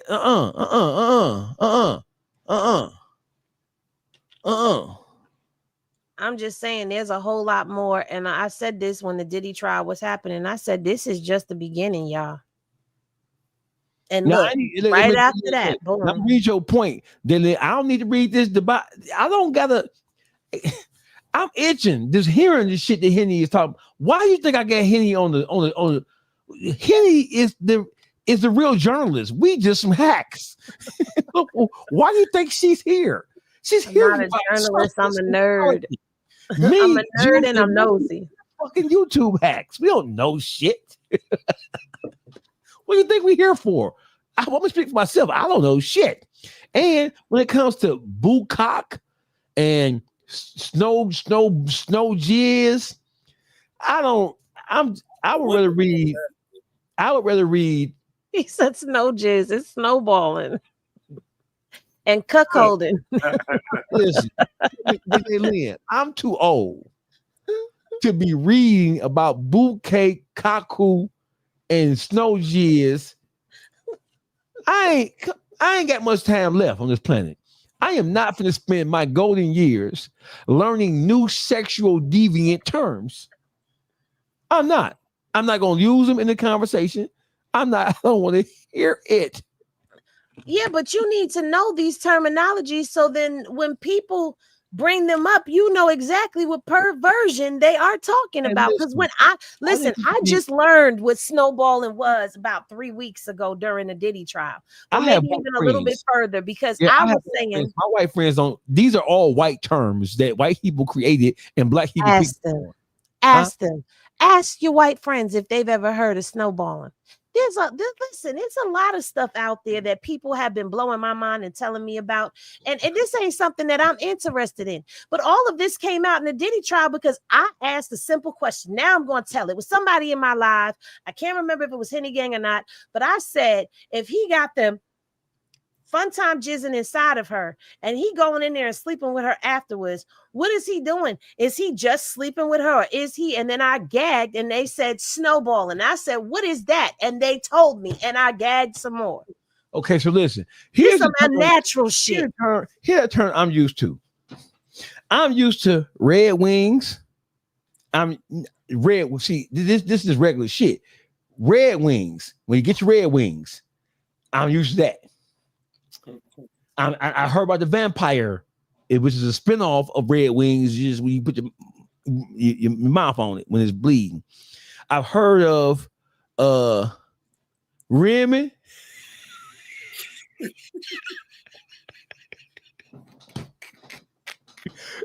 Hey, listen. I don't know what that last one is, and I don't want to find out. Right, these are regular freak terms. The shit that we talking about with the Diddy's and the Shannon Sharps and the Kanye's, those are not commonplace freak terms. They not. They made this shit up themselves. They making this shit up as they go along. They got their own bondage, man. Yeah, there's bondage terms. So what is shit? S&M, sadomasochistic. Yeah, I learned that by watching New York movies. I'm gonna tell you that right now. Don't blame that on New York. That shit came out of California. New York had peep shows. Shout out to my California people. And when before Giuliani took over, y'all know it was a cesspool in Manhattan. Manhattan don't look like it look right now. You know I ain't lying. Manhattan 34 years ago don't look like it look right now. Manhattan was a seedy. 42nd Street, Times Square was a place that my grandma walked me down one time with her hands covering my eyes because we had to cut through there to go there. But that's where the peep shows were. That's where Pee Wee Herman got caught beating off in the movie theater because it was nothing but sex. You see something. You had the prostitutes out there in fur coats and lingerie and heels and stuff, selling booty and all types of. It was wild out there. You had people that Miss Jaylene. Hey, Miss Jaylene, now you seem to be knowing and being familiar with a lot of terms and you seem to know right. Look at it, right at Miss Jaylene. Is it something that you want to tell us? Because you know too much about all this shit, Jaylene. Yes, they had porn shops and sex shops. And she like, I know too much. Got us with the edits. We from Detroit. Yeah, we ain't from the big city. We this is new to us. 42nd Street. Listen, what I do know for a fact is I've been going to New York for 20 plus years. Even when I started going to New York it's been more than 20 years, late 80s, 86, 87. Oh, it was Wild West back then, yeah. 87, 88. First time I went to New York was in 1987. The year after I came to Detroit, my niggas from Detroit was going to New York. And Manhattan it was like a creep show. It shit just like it looked on The Deer Hunter. You know what I'm saying? That so shit. You was there when the Bronx was burning. Yeah, absolutely. Yeah, it was terrible. It was terrible. We didn't even make it to the Bronx. Going to New York. First of all, we used to stay in New Jersey because New Jersey was safer. And we just drive across the bridge and go into the tunnel to get to New York. We stayed in New Jersey, East Orange or East Rutherford, New Jersey. We never stayed in the city because back in the 80s, you couldn't stay. You get robbed, stabbed, killed. You couldn't ride the subway. Even up into the late 80s, riding the subway was for shit you ain't want to do. That's correct. You ain't want to do it. Turk. So Turk and BG, an eruption has happened between two of the Hot Boy members. What say you about what Turk is going through with BG, Boogie? Do we care about this shit? Must we talk about it? Yeah, we got to talk about it. Hell yeah, we got to talk about it. I'm gonna get Turk together on my own now that I'm back making content again. But what do we see here with Turk's behavior? What do we see with what Turk is saying about BG and what BG is saying about Turk? How do we feel about that? What do we think about that? That's real cornball shit. And that's why. BG don't fuck with him at all. You talking to a man who don't never respond back to you through text, through call, through third party, fourth party, ninth party. Nigga, he don't conversate with you. He cut off all connections. However you get his new number, nigga, you still get the voicemail.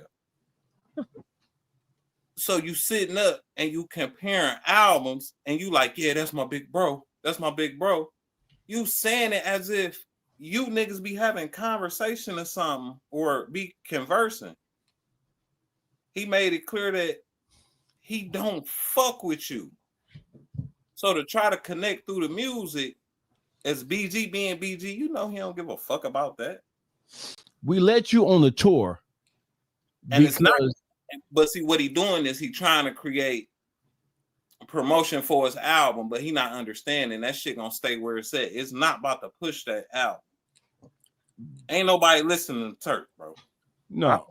I think what he was really doing was begging for assistance from the rest of the members, and he just didn't know how to go about and ask for it. So he was trying to use the media to get people to lean on them boys to tell them, yeah, go and do a song with him. It would be hot and this and that and the third. If you could stand on your motherfucking own, you wouldn't even be going through this. He going through what he going through because he's a broad. You feel me? And he can't stand on his own. So he trying to ride the other one's coattail because they the original Hot Boys. He was just a backup singer. You feel me? He wasn't making no motherfucking moves. Did you hear BG say? All right, everybody else got platinum plats and everything else. Where he is at? You know what I'm saying? can we even name a hot boy Turk song? You feel me? That he did by himself. One hot song that Turk did by that don't tell me to stop. I don't know who you're talking about. That's the only verse. I like them hot. The ones that don't tell me to stop. Henny don't even know who Turk is. That you don't even know who it is. Hey, Turk, that should tell you something. If one of the most preeminent voices on YouTube, yeah, she know who the hot boys are, but she don't know, who the hot boys are. But she don't know you as a singular entity. That should tell you something. You not him. You not him, and this ain't that. But the nerves of him to try to call out a member that it was built around. You just beg. Listen. So here, let's bring it full circle. Turk was released from prison in 2012, I think it was. So 2012 all the way up until about 6 months ago, up until about November, December of 2024. He criticized 12 years. For 12 years, he criticized Birdman. He accused him of jerking him out of his money, out of his publishing. He accused him of, he exposed him for wearing fake jewelry, renting cars, and all this shit. He exposed the early beginnings of Cash Money and what Slim and Baby were doing, faking it till you make it. He exposed Birdman around every turn. He said Birdman owed him $2 million. And then when they announced the Hot Boy tour, he was on Beehive show. He used Beehive. I am disappointed in Beehive. He used his position as a co-host on Beehive's podcast. He used that to further attack Birdman and several other Cash Money members. And then he used that to try to put pressure on Birdman to add him to the tour. The only reason why he was added to that tour was because Lil Wayne was an unwilling participant if he chose to participate at all. And you can't have a Hot Boy tour with 2 Hot Boy members missing. So they added Turk because Lil Wayne wasn't necessarily going to show up except when he wanted to, if he showed up at all. Turk is looking at it and trying to sell it to the public as if they added him to the tour because they couldn't do a tour without him. No, nigga, that's not true. That's definitely not true. You making them shit as you go along. Well, Boogie, that's your man's. That ain't my man. Nigga's a bitch ass nigga. That nigga is that's why he doing everything he doing. Ain't nobody else out there motherfucking Hot Boys having this problem but Turk. He talking, but you said it earlier though, Boogie. I mean, Juice. He's trying to use social media to bully his way in. He's trying to launch campaigns against people because he believes that the reason why he was added to the Hot Boy tour, he believes that his social media antics pressured Birdman so much so to where the general public was calling for him to be added to that tour.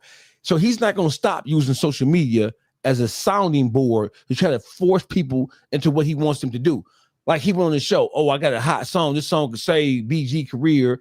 BG ain't putting out no hot records and blah, blah, blah, blah, blah. Well, if BG ain't putting out no hot records, what do you think you doing? Right. It's the measurement. Your shit was hot. Who told you your shit was different? It's the measurement. Not a soul told you no shit like that. It's the measurement with it though. You on a Hot Boy tour. You are original Hot Boy. You on Beehive show on his podcast. You a co-host, and your Instagram live still only hold 30 people, nigga. That show you who Turk really is, bro. Yeah. Shout out to Xavier Murdoch. That she said 999. Who that? Who that money to? Thank you, Xavier. Hey, Boogie. Oh, she eating. Hey, Boogie. Hey, Henny. Munching. We gonna have to. What's the guy name from New York with the deep voice went out to L.A. and got robbed? What's his name? Hey, you looking at the Detroit Ave if you don't start. We gonna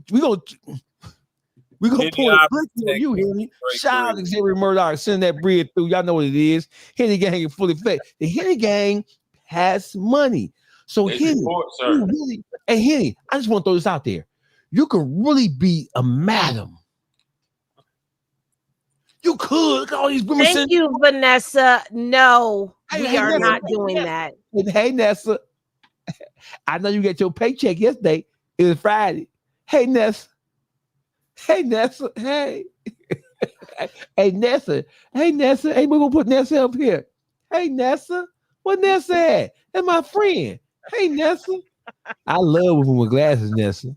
I love them with glasses. You look really smart. You probably a lawyer or something, ain't you, Nessa? That's right, Latrina. Let them know. Damn. You're gonna bully me.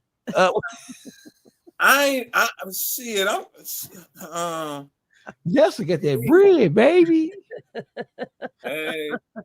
Thank you, y'all Justin. ain't owe y'all season. Don't start that, Jaylene. Y'all ain't owe y'all. They steady dropping that money. They steady dropping it.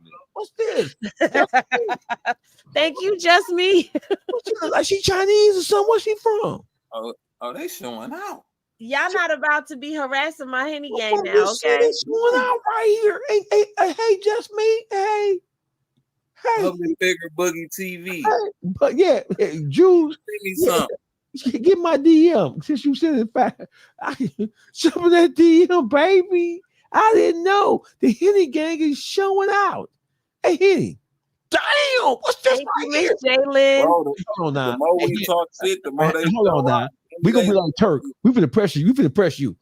Hey, Jaylene sent 5, 5, 5, 5. Where my cash at, Henny? When my check clear, I got you. Money. She got her check yesterday, Juice. You better get out on her, Juice. She got her check yesterday. They load her up too. Gang. That part. Hey, Poppington. Hey, so listen, Henny. It's been so there's a lot going on, man. Turk is a non-fucking factor. We don't give a fuck about Turk at all. 1090 Jake hasn't come out, and this is something you touched on, Henny. 1090 Jake has not come out to apologize for calling Larry Hoover a snitch based on an article from a newspaper from 40 years ago. 1090 Jake has been especially quiet about this Larry Hoover situation. Uh-huh. Do you think that 1090 Jake needs to come out and publicly apologize? I do think he does. I think he needs to come out and apologize. Thank you, Shauna D. Hey, what's up? It's just me, Shauna D. Hey, Shauna D. Look, hey, I work out. Oh, all right, I can pick you up, Shauna D. I can pick you up, baby. Look, this one too. Look. I can pick you up, baby. I be working out. Hey, Henny. What? Hey, listen, Henny, you picked up a little money tonight. I love my Henny gang. My Henny gang hold me down. Lucky the Cash Apps ain't been going because all you'd hear is the Henny gang. We playing. They don't be bullshit. Happy anniversary, Shauna. 17 months. Oh, that's called commitment, Henny. Yes. And what's your shout out to my members because we will be back on Wednesday. Now, I feel like 1090 Jake is too egotistical for him to be able to come out and say, oh, I made a mistake. And honestly, that doesn't prove good showmanship. And it's a turnoff for me when you have content creators that can't admit when they're wrong. And I feel like with him, it's more of an egregious act because people are coming to you for the paperwork. And up there go. Thank you, Vanessa. Yeah, I'm selling muscle, baby. Look, and I'm 50. I'm 50 some, baby. I still got it. Man, she over there running the car. Happy anniversary, Xavier.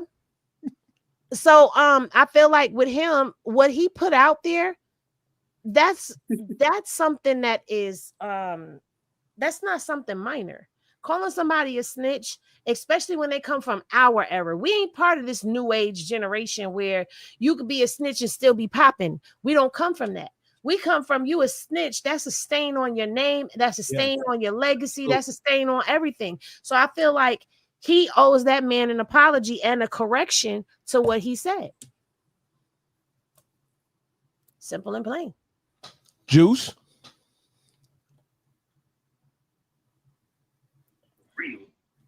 Hold on. Shoot. 1090 jumped off the bridge. Shoot. Figure out how to jump back on that motherfucker. He definitely owe an apology.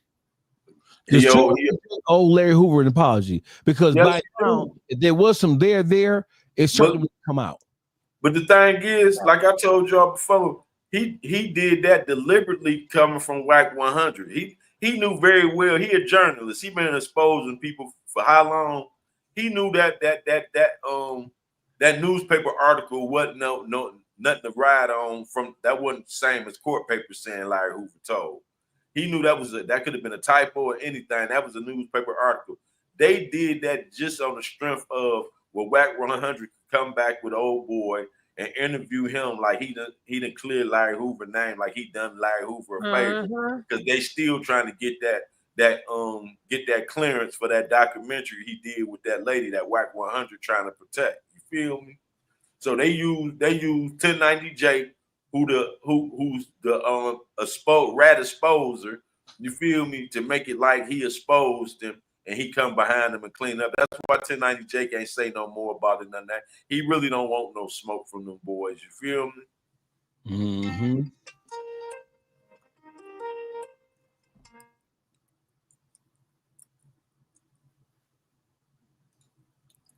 Yeah, 1090J fucked up. Hey, listen, I need y'all to like, share, subscribe. This is YouTube Streets. We had the Henny Gang is in the building, right? Public Figure Boogie. Everybody's favorite Uncle Juice is in the building. The Beat Factory. What up, yo? Hey, listen, man. What else is on the floor tonight? Come on, we can't leave out the elephant in the room, man. Come on. Which one is it? The hottest topic that's going on. We can't leave out. Here we go, Juice. Here we go. You finna get me cussed out. You want to talk about T Grizzley though? We can't leave out T Grizzley. How we can't talk about? We ain't saying T Grizzley. Man, she getting 20s and 19s and everything. Hey, Pat, you ever see Black Chippendale? Black Chippendale. You ever see the Black Chippendale, baby? Hey, baby, you ever see the Black Chippendale, baby? You feel me? Yeah, feel me. Like in the words of Uncle Juice, you feel me? For real. Hey, T Grizzley. Well, let's not say T Grizzley. Let's just say that T Grizzley's aunt/manager, Joe Bina. And just for those who don't know, Joe Bina is from Pontiac, Michigan. I was born and raised in Pontiac, Michigan. I moved to Detroit. I was 15 years old, 1986. I knew JB. I had business association with JB. I know her whole family that takes up in Pontiac. So I know her well. We had a many of conversations prior to her passing. I know her. She was a good person to me. I don't have any complaints about her whatsoever. There was never a bad moment between her and I. Whenever I needed some assistance, and Joe Bina was like the most powerful manager in the city of Detroit because of T Grizzly's overall success. So she had a lot of power, a lot of influence. She made a lot of contacts and connections. She never hesitated to share those connections and contacts with me. She was murdered in 2019, I believe November 2019. She was shot on the east side of Detroit. She was shot 8 times while visiting a family member with T Grizzly. T Grizzly was not in the car. Just recently, the whole world found out that the person who they say allegedly took her life is on trial in the city of Detroit right now. He just finished week 1 of the trial. He didn't say that T Grizzly played any role in it whatsoever, but you have a lot of bloggers, a lot of YouTubers, and a lot of just people who are surmising that T Grizzly has some involvement with it. I personally don't think it's true at all. I know T Grizzly. I know him well. I know Jobina. JB, we call it JB. JB grew up under me. I've been knowing her for 20 years plus. So they're you have all the bloggers who put together a bunch of pieces of the puzzle because the person who they say is responsible for killing JB is associated with Lil Durk's OTF and the 600 crew, Book and all them boys out of Chicago. What do you guys feel about? Have you guys been following the story? How y'all feel about it? What have y'all seen? Give me a breakdown of what's going on here. You go first, Boogie.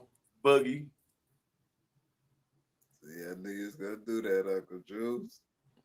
Boogie. What happened? Say, Boogie? It's the story that's out there. They say it been out there.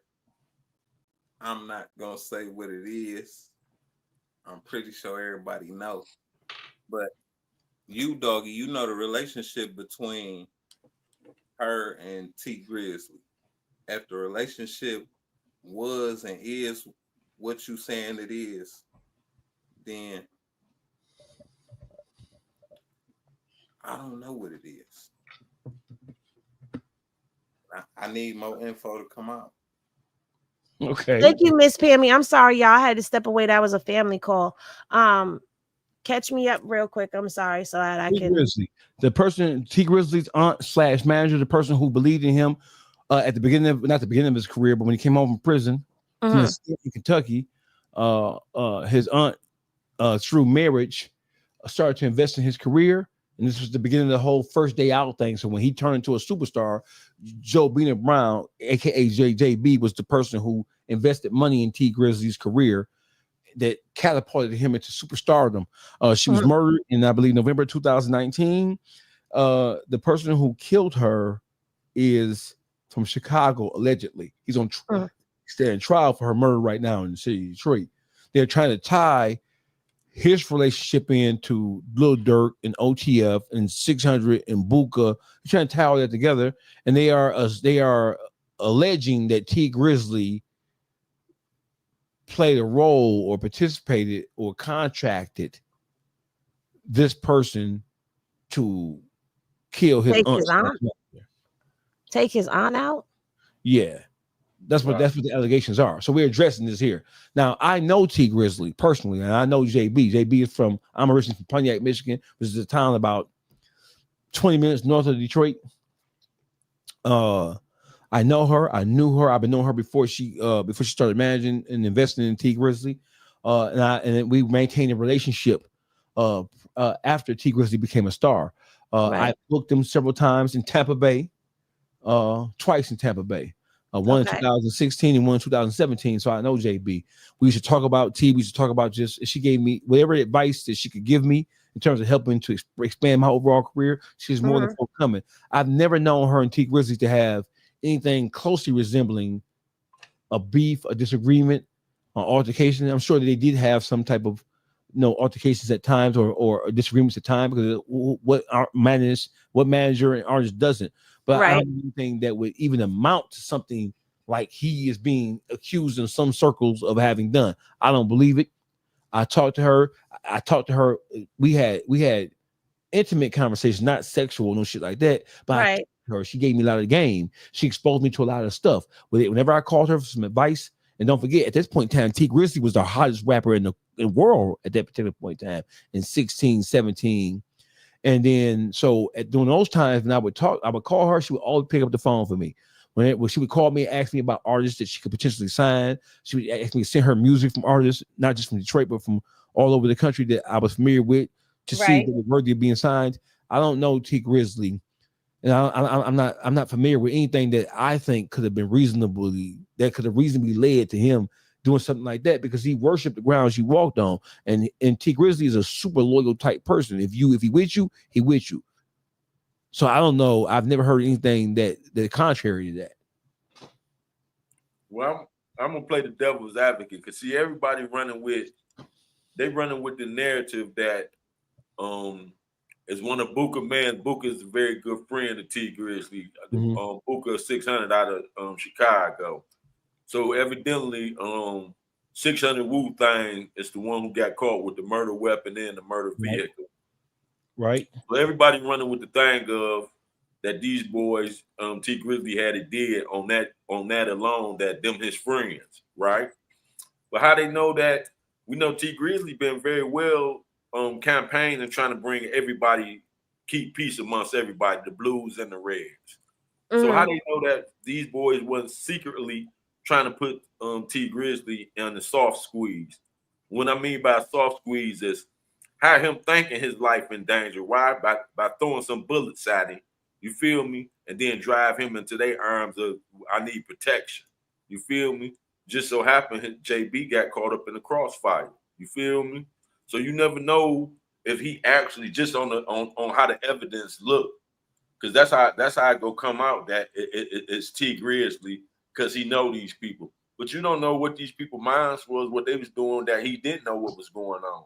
You feel me? They could have been trying to work a squeeze on him, and it was gonna come down to that. And she got killed, so now it's looking like that. Him and Booker still friends because he didn't know what that Booker done played a part in, evidently.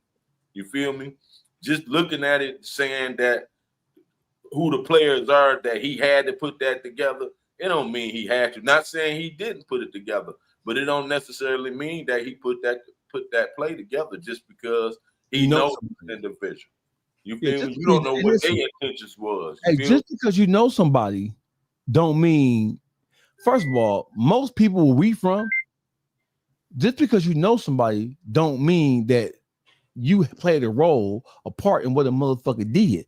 Right. Wow. Most of the people who get killed, they know the motherfucker who killed them. Wow. Man, niggas ain't getting killed by no strangers. Most motherfuckers who getting killed or getting robbed or whatever is happening by people who you know or people who are familiar with you. That's who targeting you. So just because you know people and may have been in association with somebody, that don't mean that you know or told them or had any knowledge or foresight or forethought what the fuck they was doing. That is the craziest shit in the world. It's even crazier that people are trying to connect the dots and put a motherfucker in the blender like that. That's some crazy shit. Yeah. Without solid evidence. You know, you can't go ahead. What you about to say, Henny? I was just gonna say I agree with Public Figure Boogie. With Boogie, I gotta see more information on this, but just going off of what I'm hearing right now, you know, do we ever really know the people that are around us? Because you got wives that don't know their husbands is out here killing people and serial killers and all that. So you don't really know, like you said, what's going on in somebody else's mind. You don't know who had some secret animosity or, like you were saying, was running a play. So there's a lot of possibility out here, a lot of speculation going on. And I think until more information comes out, everybody just needs to be quiet, because again, this is how stuff gets blown out of proportion, and then sometimes innocent people get jammed up. Let me tell you something about closeness. Mm-hmm. Over the last years that we've been knowing each other, I've been in a few battles on social media, and those battles had come from people who thought they knew about me and sought to try to expose me. Right. And these are people who thought they know. So it comes from the people who are in close proximity to you. Right. That's where it comes from. And who would have thought that the motherfucker would have been like, oh, he cheating, he threatened me. That ain't come from no stranger. That come from motherfuckers who said they knew me. Well, let me ask you this. Where she was killed at, was she in a specific vehicle? How do we know that he wasn't the target and she caught it? We don't know. He was in an Uber. He was going to visit his family on the east side of Detroit. In the East Warren, but yeah, I guess it's the Mac, all of 3 miles drive. That's damn near suburbs for real, but it's not suburbs. It's east side. It's deep east. You don't get no deeper east than that. But that area over there is not necessarily known for violence, but that area is it's like a low key laid back spot where motherfuckers go to hide who are some murderous motherfuckers. It's like a low key neighborhood that you go to. You can go lay your head down without worrying about motherfuckers trying to get at you. Right. Mm-hmm. Yeah, so he was out the car. Somebody walked up to the car and started shooting. Yeah. So just on that note alone, you got all these YouTubers and bloggers. They telling the narrative, and if social media, if society looking at them, they go convict that man. You know what I'm saying? They convict him on just the stuff people saying, and putting them in there like they know this stuff for a fact. You feel me? Ain't nothing that came out in court. He ain't got arrested for that. It's somebody else locked up for the murder. But just for putting them accusations out there, they sure go have him investigate. You feel me? They go have him investigated about it. You know what I'm saying? Because they keep every channel you turning on right now, from big academics to Trenches News out of Chicago. Everybody talking about it, and they making it like, oh, he backdoored his auntie, he dead wrong, and this, that, and the third. How could that man even, if he was arrested for, how could he even have a fair trial? You know what I'm saying? And they already persecuted him just because that was his auntie, when he could have been the victim himself, and they not even know. He not even knowing he was about to be a victim with the plan that was set up. You feel me? Well, you know what? I've said that before with people when we talk about different cases, and a lot of times people, want to jump to conclusions, and people feel like, the jury is separate because the jury is in the court, and the court of public opinion doesn't really matter. Well, where do you think the jury grows their ideologies from? The court of Come public off of what they're watching. So the court of public opinion, it does reign supreme, because guess what? When they pick those juries, it be everyday people like us, YouTubers, people who are consuming the content and all of that go on those juries. So when you start running narratives, you got people going in as jury members, if this goes that far, that will have a preconceived notion off of a tainted and non-factual, and I say non-factual because there's not a lot of evidence that's out there for people to go off of this, except for this little bit of stuff. But those people are going to go in there and not have the facts. Thank you. I couldn't think of the damn word at the time. You're right. There's no emails, text messages, phone calls. There's no communique. There's no, even the guy who's on trial for her murder. He's Monday marks week number 2, the start of week number 2 of his trial. Okay. He is on. First of all, we know these Chicago niggas were rat on some shit. We know that. We know shit. That's why Dirk locked up. The Chicago niggas were rat on some shit. So this man who don't have nothing, he ain't rich, he ain't none of that kind of shit. This man is locked up for killing T Grizzley, according to these niggas, at the request or behest or knowledge of T Grizzley. T Grizzley's a millionaire. This nigga on trial and he ain't said nothing. He ain't point the finger at T Grizzley. He ain't implied T Grizzley had nothing to do with it. He's standing trial by himself. We know Chicago niggas tell on anything. They super rats. Super duper snitch ass niggas. Well, I just feel like people need to stop running with narratives. I get it. You see something, you want to be the first to break something, but people don't realize the power of their platform. No matter how big or small you are, you don't know who's listening and carrying your narratives, or who's watching you and taking your narratives. And a person like academics, again, it comes to irresponsibility. He comes from that whack camp. So it's just like, you can't really take everything that he says at face value either, because he has his own biases. And being that it's Chicago, he has expressed how he feels about Chicago already, especially when he did that whole Chirac series. Like from there, he's already talked shit about Chicago. So he's going to come with a negative connotation straight off the rip. But the thing is, they got to realize these people real life. You feel me? That's a serious accusation to be putting on somebody that they might have had their own auntie backdoored and killed, or have anybody killed. You feel me? You don't do that unless you got solid proof, not just no speculation, and then you go air it out like it's a fact. You feel me? On your personal opinion, state that this your personal opinion about the situation. But furthermore, you shouldn't even speak on no open murder case that's still going on beforehand. You know what I'm saying? Until you know the outcome. Because what you say could affect that man's life forever. And just taking it back, my apologies, I made a mistake, ain't gonna change the outcome of that. You feel me? After the damage already been done. You feel me? And listen, I agree with you. So this is different between podcasting. It's a difference between podcasting and commentating. And listen, we know for a fact that law enforcement, they listen to rap and they watch podcasts. Yes, they do. We don't watch that shit. Y'all doing investigation for us. Y'all. So that's a damn lie, because they was watching YouTube to lock up Big U. Fact. That's an internet case. That's where it came from. These niggas, these bloggers and podcasters are the new whack 100, and they try to normalize stringing together criminal cases on motherfuckers. They grabbing facts and interviewing people and introducing theories. They doing everything. Nigga, listen, it's different between being a commentator about something that has transpired. Now, if T Grizzley was to get indicted, right? If he was to be charged, then yeah, you had that conversation. But he's not on trial. He hasn't been arrested. Right. He ain't been questioned. Right. So what the fuck are y'all talking about? They just talking You because they need a feel me? headline. They go Everybody get him want to arrested. go. They Yeah. go get him investigated. You feel me? Yeah, they gonna make law enforcement say what we missing, what the public see that we ain't seeing.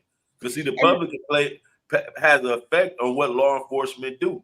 If y'all out here making a fuss about it and they ain't doing their job, it's election time. Of course, they go jump on doing their job right now because they gotta make sure they keep getting reelected. You feel me? So you making all these statements, your personal opinion, going on these big platforms, speaking on somebody doing something illegal is out the question, man. That's totally in violation of everybody. You feel me? And see, I said this a while ago. I said, who's to say these faceless channels that we have are not a Fed sitting behind there feeding information into the internet, and then they were sitting back watching who's going to talk about it, monitoring your comments because they know the people are going to talk about it. So we're going to watch what they say and see who's going to spill the beans on what they know. And we're going to take what we hearing and investigate from there. It's become where they don't even have to do police work no more. They just got to create this channel. Because how many times have you seen a faceless channel you ain't never heard of before? And they got these astronomical numbers and all of these viewers. And it's like, where the hell did this channel come from? I've been in this niche watching stuff about this for so long. And at the height of it being salacious, this is when this channel starts pumping. And next thing you know, they throwing all of this stuff out here and you start seeing it spread out. Who's to say that that's not the feds? I'm not too naive to think that they don't have Facebook YouTube channels where they're feeding us information to see what they could get back from the public. We gonna talk. Of course they do. Absolutely they do. And some of these YouTubers are actually trying to string together. You're really playing private investigator for crimes and making it look like you're just doing investigative journalism, like Al Prophet bitch ass. Oh, he the main one. Slime ball. I forgot about that mark ass bitch. I did too. Because he the one dragging T Grizzley through there too, like he be knowing. How you be speaking on all the shit going on in urban communities and you not from the urban communities, but you know all the business like you there firsthand. You wail in California saying what the fuck going on in Detroit. Didn't he come out as a snitch? Right. Yes, he did. Al Prophet in California? Yeah, he in California. He's been in California for over 2 decades. He's from the metropolitan Detroit. Yeah, but he been in California over 2 decades. Well, close to 2 decades. I think he moved I've been home since 2009, and Al Prophet was not. I don't think he was here when I came home. I think he was already in California. You absolutely right, Xavier. And then when it's proven otherwise, you don't retract your statement. They don't. You know what they do? They just start running with the new narrative. And you know what? I actually watched that happen down there at the Diddy trial. When I got there on week 2, there was people that was still, oh, he's a monster. He did this and da-da-da-da. And throughout the whole trial, they felt the way that they felt. But as soon as that not guilty of RICO and not guilty of trafficking changed, a lot of people's opinions and views changed. But what about what you were saying prior to? Right. That's not what you were saying before. So, and you got to remember, I was down there with other people who are content creators and regular people as well. So I'm watching this thing happen in real time. And I'm like, this is exactly what I be seeing online. All this time you've been pushing this narrative. And now that it's changed, it's something else. Again, we seen it happen with Wack. All that time he pushing that Big U content, all of that. He's a this, he's a that. And then as soon as he get jammed up, that Big U they talking about, I don't know. Nigga, that's the Big U you've been trying to tell us is out here in these streets. And everything you've been out here saying is in this fucking indictment. He the one initiated everything that happened to Big U on Wack 100 Puppet Masters every play. Even from having loose cannon go on academics and no jumper talking about him. You feel me? Having 600 go on shows talking about him. You know what I'm saying? And then he sit back and act like he was giving Big U the heads up on them wanting to come and get him for that boys for the football players murder. You initiated the play. Of course, Then afterwards you go sit back and say, hey, they coming. You know for a fact they come because you made sure they was coming to get me. You feel me? The fuck you mean? Your mic, mic, dog. Oh, Boogie, my bad. Man, look, we already know Wack initiate a lot of shit. That's first and foremost. The nigga is puppet master. He been doing what he doing. When it comes to this internet shit, it's a line to it. All right. That's why I got my opinion on the whole T Grizzley thing. For you know what I'm saying? Mm-hmm. But I don't know. My opinion is just my opinion. I know I ain't right, but I'm trying to draw shit like everybody else, but I ain't gonna spit it out my mouth. Right. Because I don't fucking know. It's right. just my opinion. So I know what the internet could do, and I ain't the one to turn this motherfucker into a ball, getting a nigga locked up, close to getting locked up, investigated, drawing an opinion, and don't got the facts to a murder.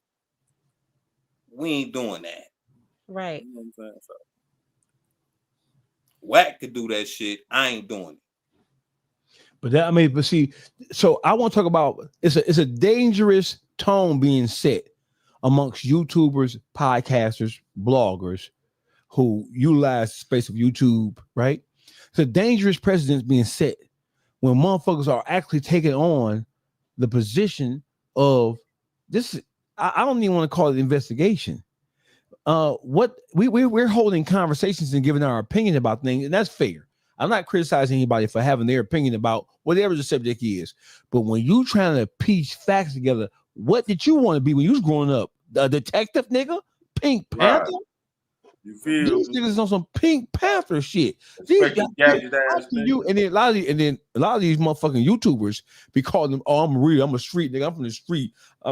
I'm this, that, the third. I'm laying like this, laying like that. But you trying to piece together a motherfucking homicide and throw it on a motherfucker. On social media. Some shit you ain't got nothing to do with. Nothing to do with what's the brother name who from Cleveland who King AK-47? King AK-47.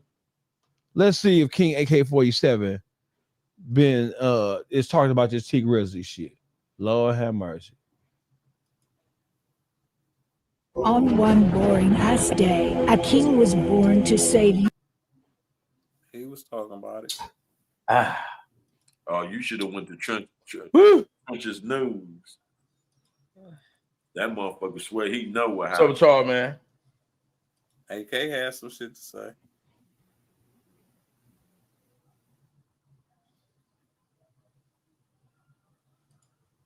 It takes for you to understand. We gotta G-Mac, what up with it? We gotta wait a minute, man. You know, begging. Y'all donate to the channel. Lex, what up with it? Time. Soon as I do, everybody can talk about this, man. I fuck with AK. It's 051 your family. It's use a bitch. Block his ass.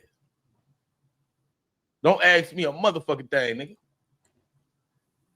I did that research myself, man. These whole ass niggas just watched my live and just took the shit. I'm talking about, man, you can't make this shit up, man. Can't get you out of my mind. Say my name, say my name. You niggas didn't bring up that nigga Instagram one time. Soon as I do, everybody can talk about this, man.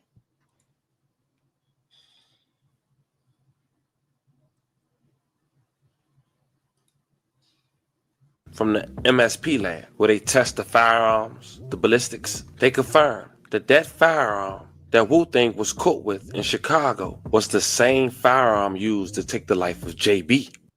Probably indicates a... I know I don't want to go in. I'm into the back door or something? Yeah, I want side door. Okay, I get you. Okay. Academics, I don't think academics has come down with an opinion yet. Hey, little boys and little girls. Whenever you get involved with something, and if a criminal nature, Can't never go wrong by. You got the right things tight. You tuned into the YouTube streets. Public figure Boogie, aka the Boogeyman, Uncle Juice, aka the Beat Factory 313, and that nigga Henny. Y'all like, share, subscribe, man. Y'all like, share, subscribe. Like, share, subscribe. Everybody pay. We all fuck with each other. Henny is a part of the YouTube streets. She big is money Henny. That's big money Henny. And Henny get that check. We heard you got that check. I know you heard. Big money Henny. No, we didn't. No, we didn't. Cause we just watched you make $200 in 10 minutes. No, I didn't. No, I didn't. You know, I'm about to call. Are you asking us not to believe what our eyes see? Is you trying to Donald Trump us? You trying to gaslight us? There is no file on that. I got your number. We can play this back. Tell him we can play this back. Yeah. See, the internet undefeated. Rewind. The internet undefeated, man. Hey, listen. Hey, Henny, when can we get you back? Because we have more substance stuff to talk about. When can we get you back, Henny? Well, we could talk about getting a schedule going because I'm Let's back talk about it right now. We put you on front right now. Right now. Saturday at 6 p.m. 6 p.m. Okay. I think I could give you like a Wednesday. I might be able to give you a Wednesday. Yeah, a Wednesday. And the next Wednesday or this Wednesday coming? What Wednesday coming up. Bet. Oh, not Saturday. Wednesday and Saturday. Wednesday show and the Saturday show. We're gonna come on more than that, but we can only get the illustrious Henny to join us and bless her with her presence. You know, every time she get to put that red lipstick on, y'all know I ain't lying. I said this last time. Every time she put the fucking red lipstick on, she get to act like Beyonce. She pop off. Henny, I like that red lipstick. Yonder. Tell him about Yonder. Hey, Boogie the bad twin. Boogie the bad twin. Hey, Boogie. Boogie, you got something you want to say to Henny, Boogie? Nope, I ain't got nothing to say. Henny, I like that. Henny and Boogie sitting in the tree. Come on, Juice. Why you making Boogie blush? You know what I'm saying? Boogie blush. You feel? He Boogie, do. How you too black to blush? That is not true. That's I just watched him do it. Yeah, tell him don't be playing me like that. Tell him don't be playing me like that. Hey, was that racism me? That's colorist of you. You sitting up here, you online talking about my skin color. Black man to black Colorism. man. That's colorism. I'm wrong. It's cool. Listen, you have tuned into the YouTube streets. Y'all take yourself out, man. I got nothing to say. Go ahead. Henny, go first. Ladies first. Ladies first. Ooh, ladies first. Ladies first. Ooh, ladies first. Well, first of all, we're gonna thank you for tapping in and tuning in with us and listening and rocking out with us. Shout out to the Henny gang who's been in here mobbing down. You already know Henny gang. Wow. Salute to all of y'all. Thank you for having me up and making time for me to come up. And I'll see y'all in the next one. Everybody on, I got you, Juice. Everybody on Henny page, go follow Public Figure Boogie. I know y'all getting money. I need half. Right. That's the nurses. You gonna leave my Henny gang alone? We good. We family. One of them right here. She's sitting about $40 a night.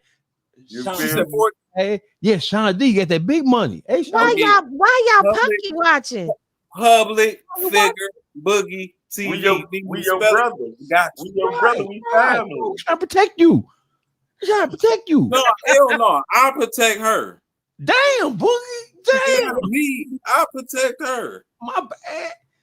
Hey, Shauna D. Follow me on Instagram, Dogface TV Podcast. I'm the funny one. Don't do that because Dogface gonna try to entrap you in an entanglement. Yeah. I'm on that. A triangle offense. A triangle offense. Yeah. No, that's an Al Nuke shit. We do a triangle offense. I got that. We don't know that shit. We ain't on that shit, man. I want to thank y'all for joining us, man. Hey, listen, the gang will be back tomorrow. Tomorrow we come back. What time we come back tomorrow? What time early? I say we come back about 6 o'clock. Tell you the truth. Bet. What is it with you at 6 o'clock? That's like we gonna talk about the party Diddy doing when he get out. I don't know what's up with me by 6 o'clock. See, we gotta catch Boogie before we start smoking that weed. That's why I'm saying let's do this shit early. Bro, I be why smoking you throwing everything on Boogie? Why? Because it's convenient. Why? What do you mean? Why? Because it's convenient. And it's appropriate. You know the baby brother always in the summer. Right. Right. Boogie the young twin. We don't get no. We fuck with the older twin. We don't fuck with Boogie. I be smoking 5, 6 in the morning. Talking about some get to me before I start smoking. Yeah. See. I was gonna say Boogie been blazing the whole time we've been live. What you talking about? I mean, he does it so much. I don't even. He's smoking in standard time. He's smoking it in his sleep. Right. He smokes so much. I don't even pay attention. Well, guess what? I can totally get that because when I was smoking weed, that's what I used to do. I'd smoke in my sleep. Oh, he used to smoke Molly while we hitting? I used to smoke weed. Yes, I was a big old pothead. You from the same place, DMX? I wasn't smoking crack. Yonkers. I don't smoke weed no more, Boogie. One time with me. You ain't gonna want to be with me because everything is a setup. Everybody's setting me up. Anybody trying to go to jail with Henny?